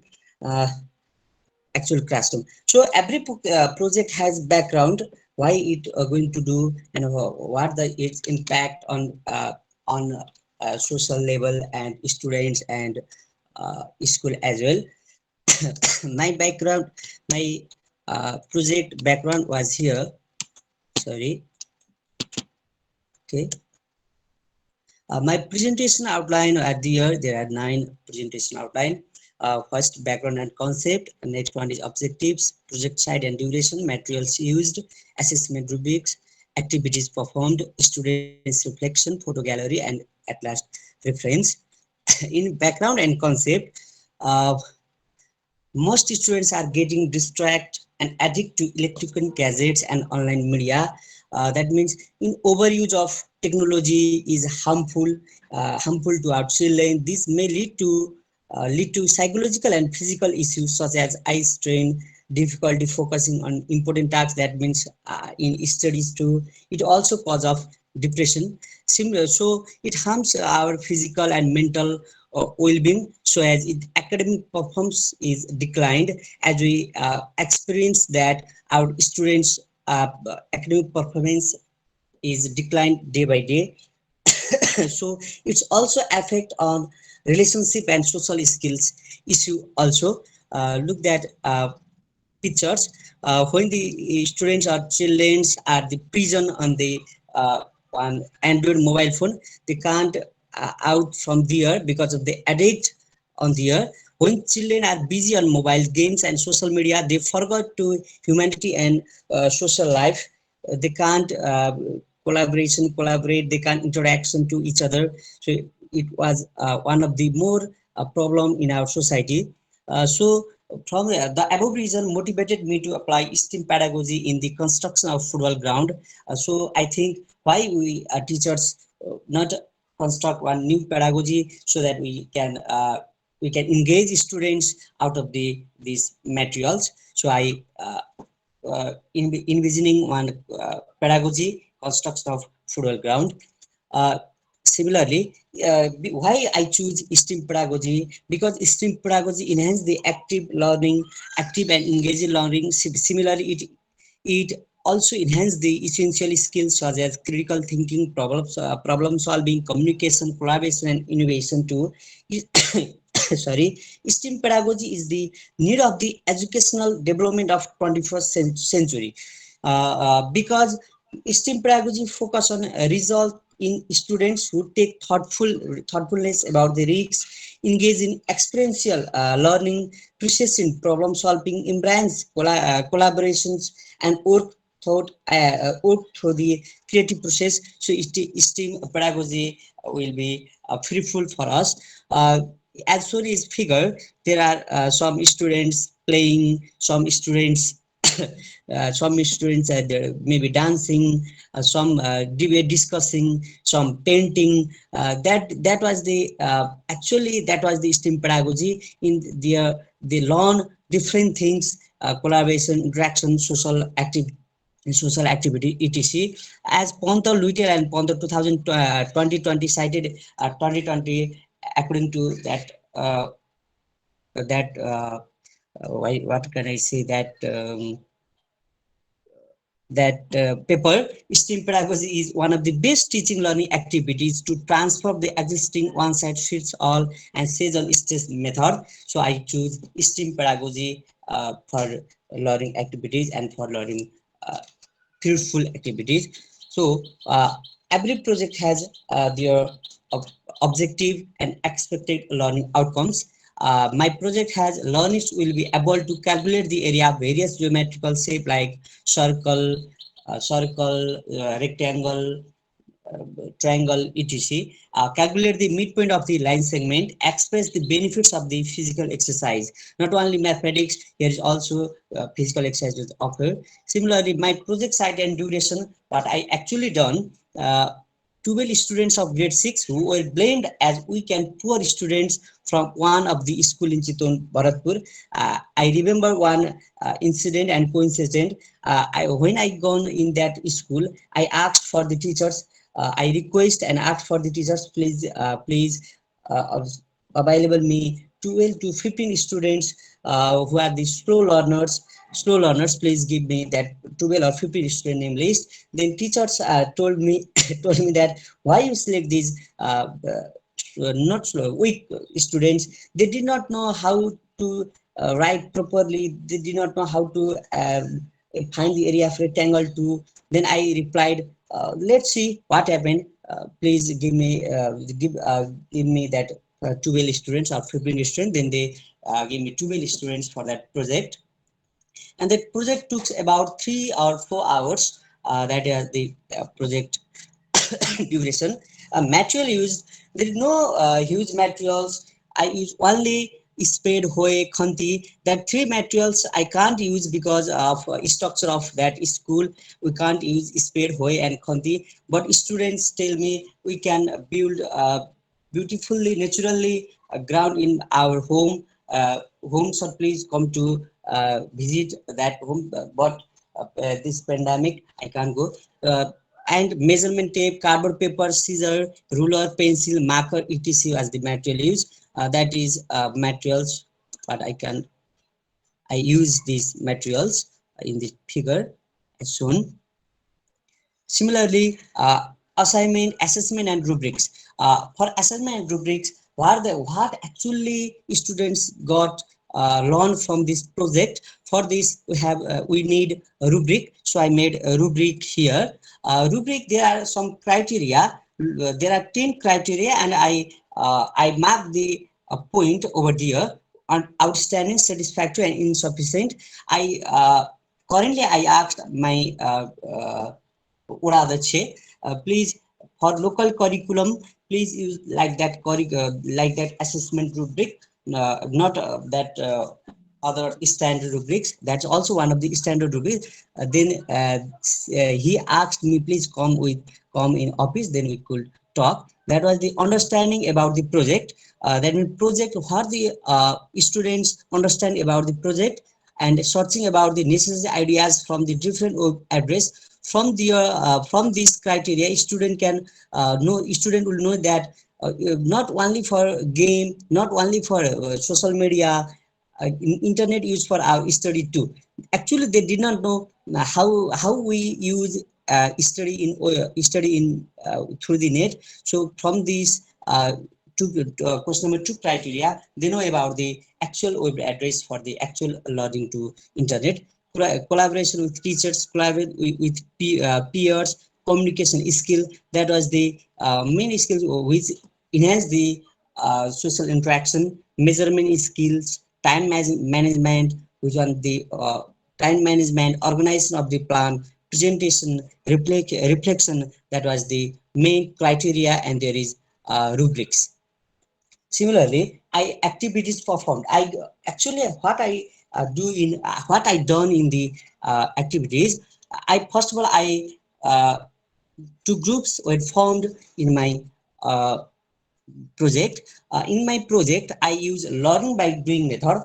I use learning by doing method means learning by doing method is method enhance the learner confidence. It connect with the community with real world tasks. Similarly, learning by doing provide the learner instant feedback, which are most important. Yes, similarly, the ability to reflect on what keep doing, so that learning by doing is very necessary and very useful for engagement learning. Similarly, I use design thinking approach, which was more powerful approaches. In design thinking approach, there are 5 steps: empathize, define, ideate, prototype, and test. Uh, let's little bit talk about these 5 things. Empathize, first stage of empathize, DT, that means design thinking, process is to gain an empathic understanding of the problem student trying to solve. Empathic understanding, that is the main point. Similarly, in define, during this second stage, define stage, students will analyze his or her observations and synthesize them in order to define the core problems. They define their core problems that students team. That means there are 2 groups. Student teams seek to define the problem as problem statement in the human-centered manner, not the only sake of learning. A human-centered manner also they can define. Similarly, in third stage, ideate. In ideate state, learners are ready to start generating uh, generating ideas. They start generate the ideas. What we do, what can we do, what the things are needed, like this. Ideation phase help a learner to solve a problem or provide the elements required to circumvent it. What they know it, what they need it, they can find it. In this fourth stage, prototype, this is the experiential phase. Here they can experiment.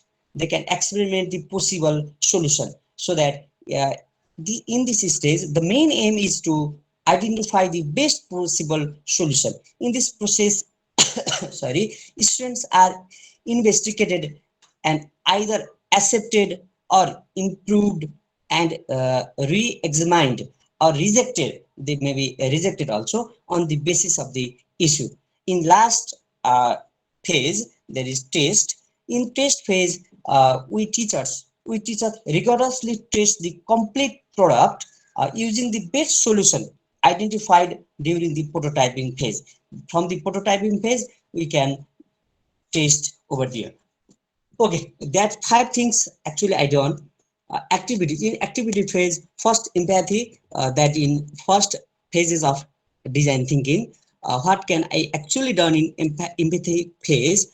I asked the question related to importance of physical exercise, so that they can able to find wow, physical exercise is so good for our health. Not only go home and doing homework and watching TV, keep connecting mobile, and access that. So similarly, for this concept, I showed the various videos related to game and football to become healthy. How become healthy? By playing football and game, so that we can strong, more strong.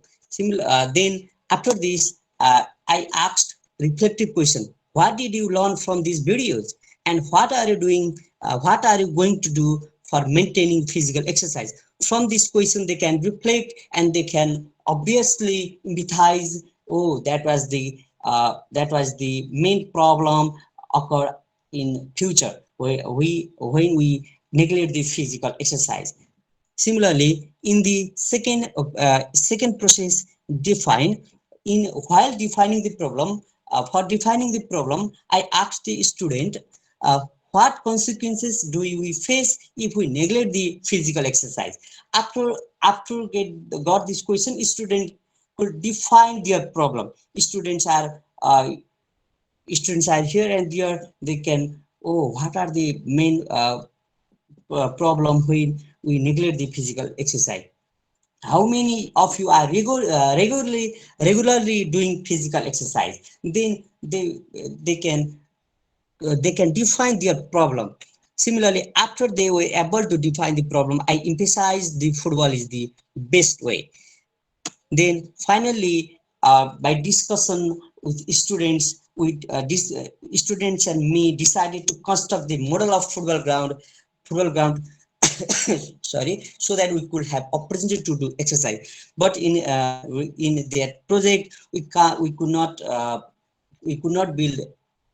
construct the actual football ground in our ground, but our only model we can develop.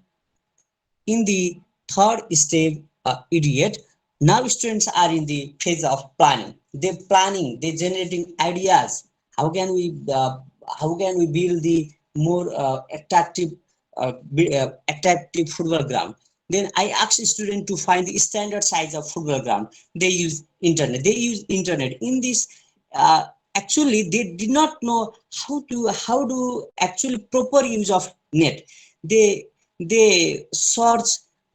They did not know what they search in Google, what type of search in the Google and YouTube. They only know in YouTube there are lots of film, there are lots of funny in Google, there are lots of funny jokes they know, but they did not know how we connect this idea, connect the net with the our studies. From this line, students could get enough information about the net internet. Then I demonstrate the sum of example of making standard and attractive football ground. In this figure, look at the figure. Students are busy to find their actual ground. How can we make actual ground in that figure? And then at last I saw that that figure which has actual ground. For this, I could help from the health and physics teachers too. So it is multidisciplinary idea too. Similarly, in prototyping, students do various type of football ground in the cardboard paper by scaling at the actual size. They did not know what the scaling. They draw the map in the copy in social, but what the scaling they did not know. In prototyping phase, they actually know about the scaling. Similarly, for this, they use scissor, pencil, and scale. They use various mathematical concepts like finding area, center point of ground in cardboard paper. They continued until they were satisfied. That is the prototype phase. They can engage their self. There are two groups. They engage their self like this. Similar in test, school has provided the ground to make the model ground.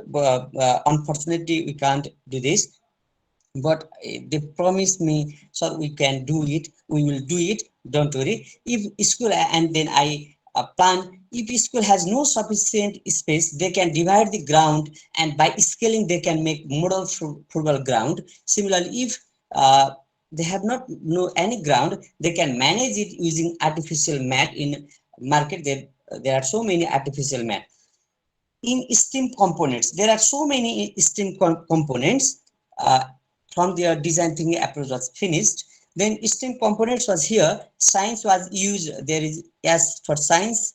They already know that. Science was used while they were finding the advantage of exercise. Similarly, technology, they use an internet, net. Similarly, engineering, they map, they scaling. Arts, they can decorate the ground.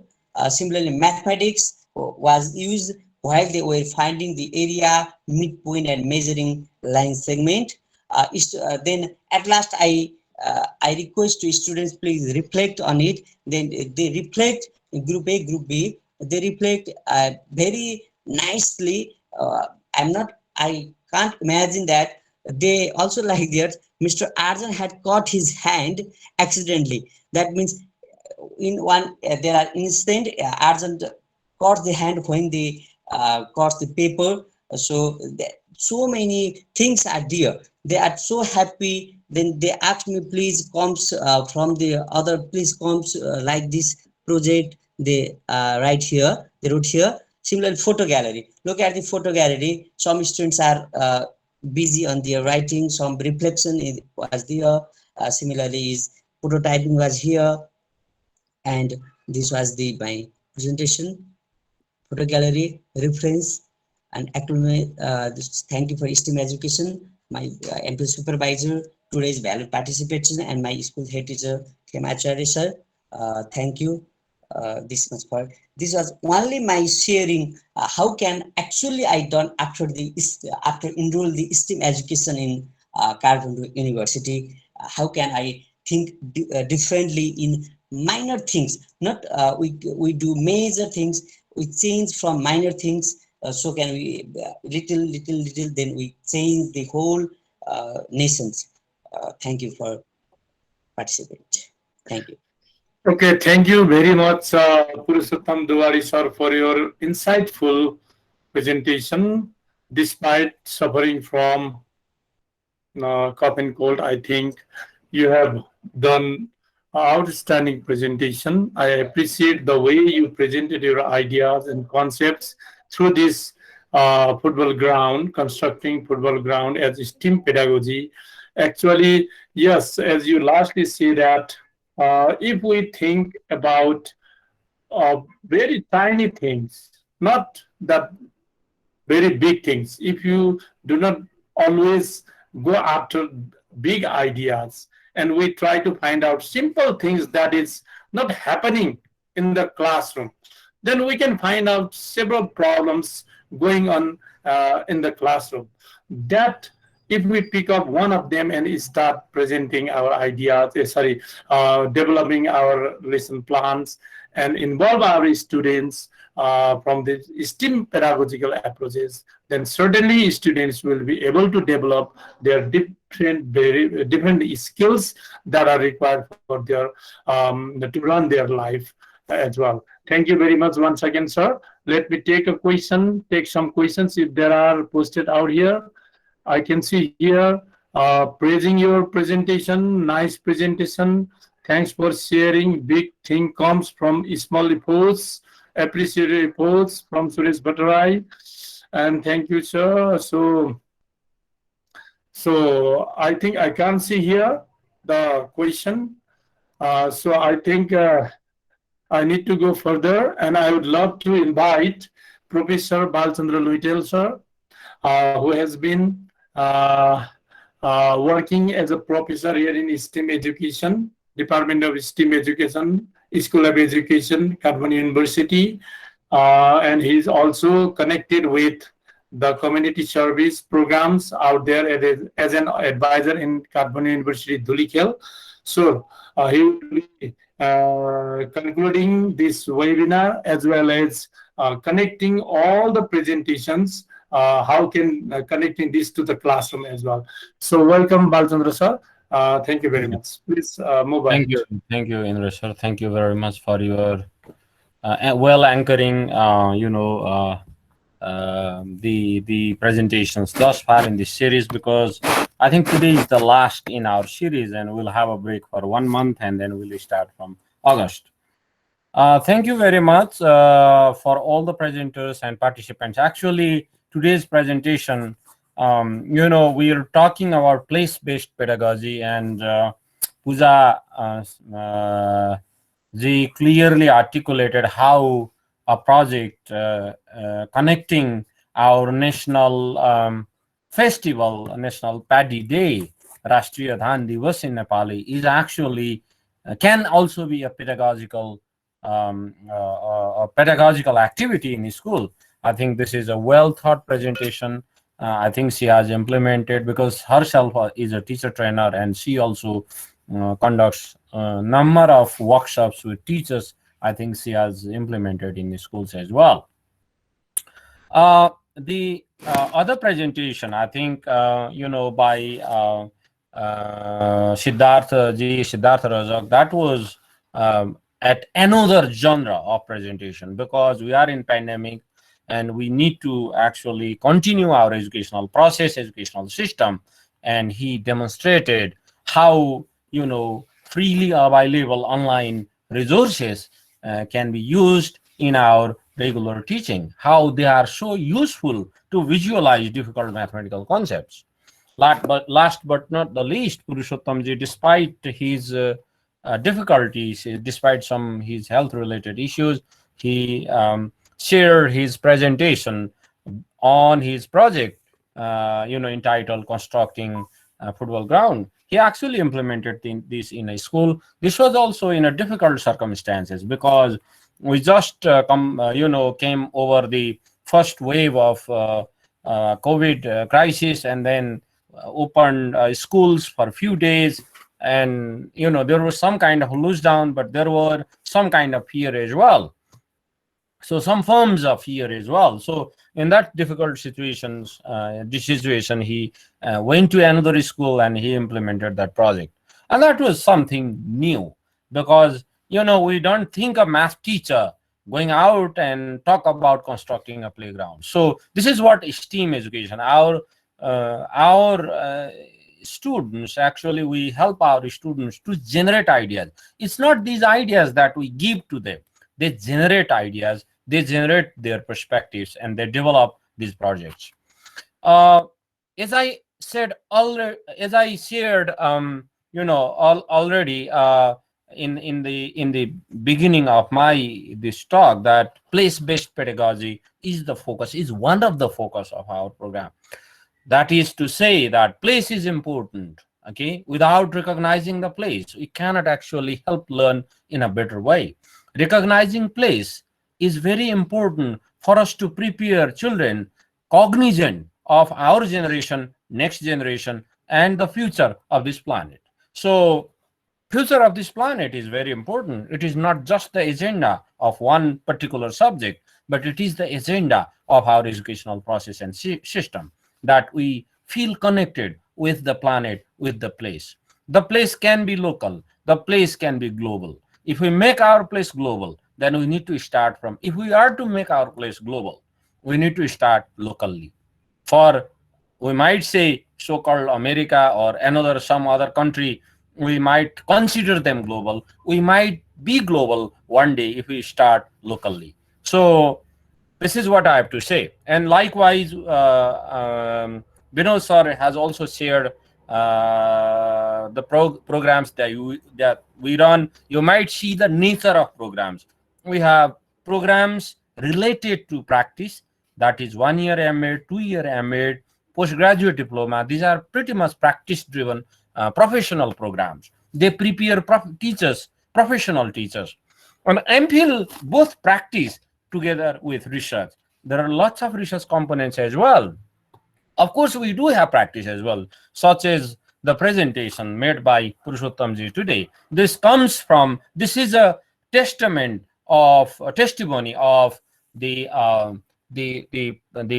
professional side of our research programs, research degree programs. So with this, I would like to conclude our today's session. Thank you all of you once again for this series, and we'll start, as I said, we'll start in August. So in between, we might have occasional discussions, online forums, but they will be posted on our Facebook if there are any. But we'll be busy during the month of July. We are busy, conducting assessment, final end semester assessment. In that we have several presentations, group work, so on and so forth. So we'll be busy and we won't be able to manage this time.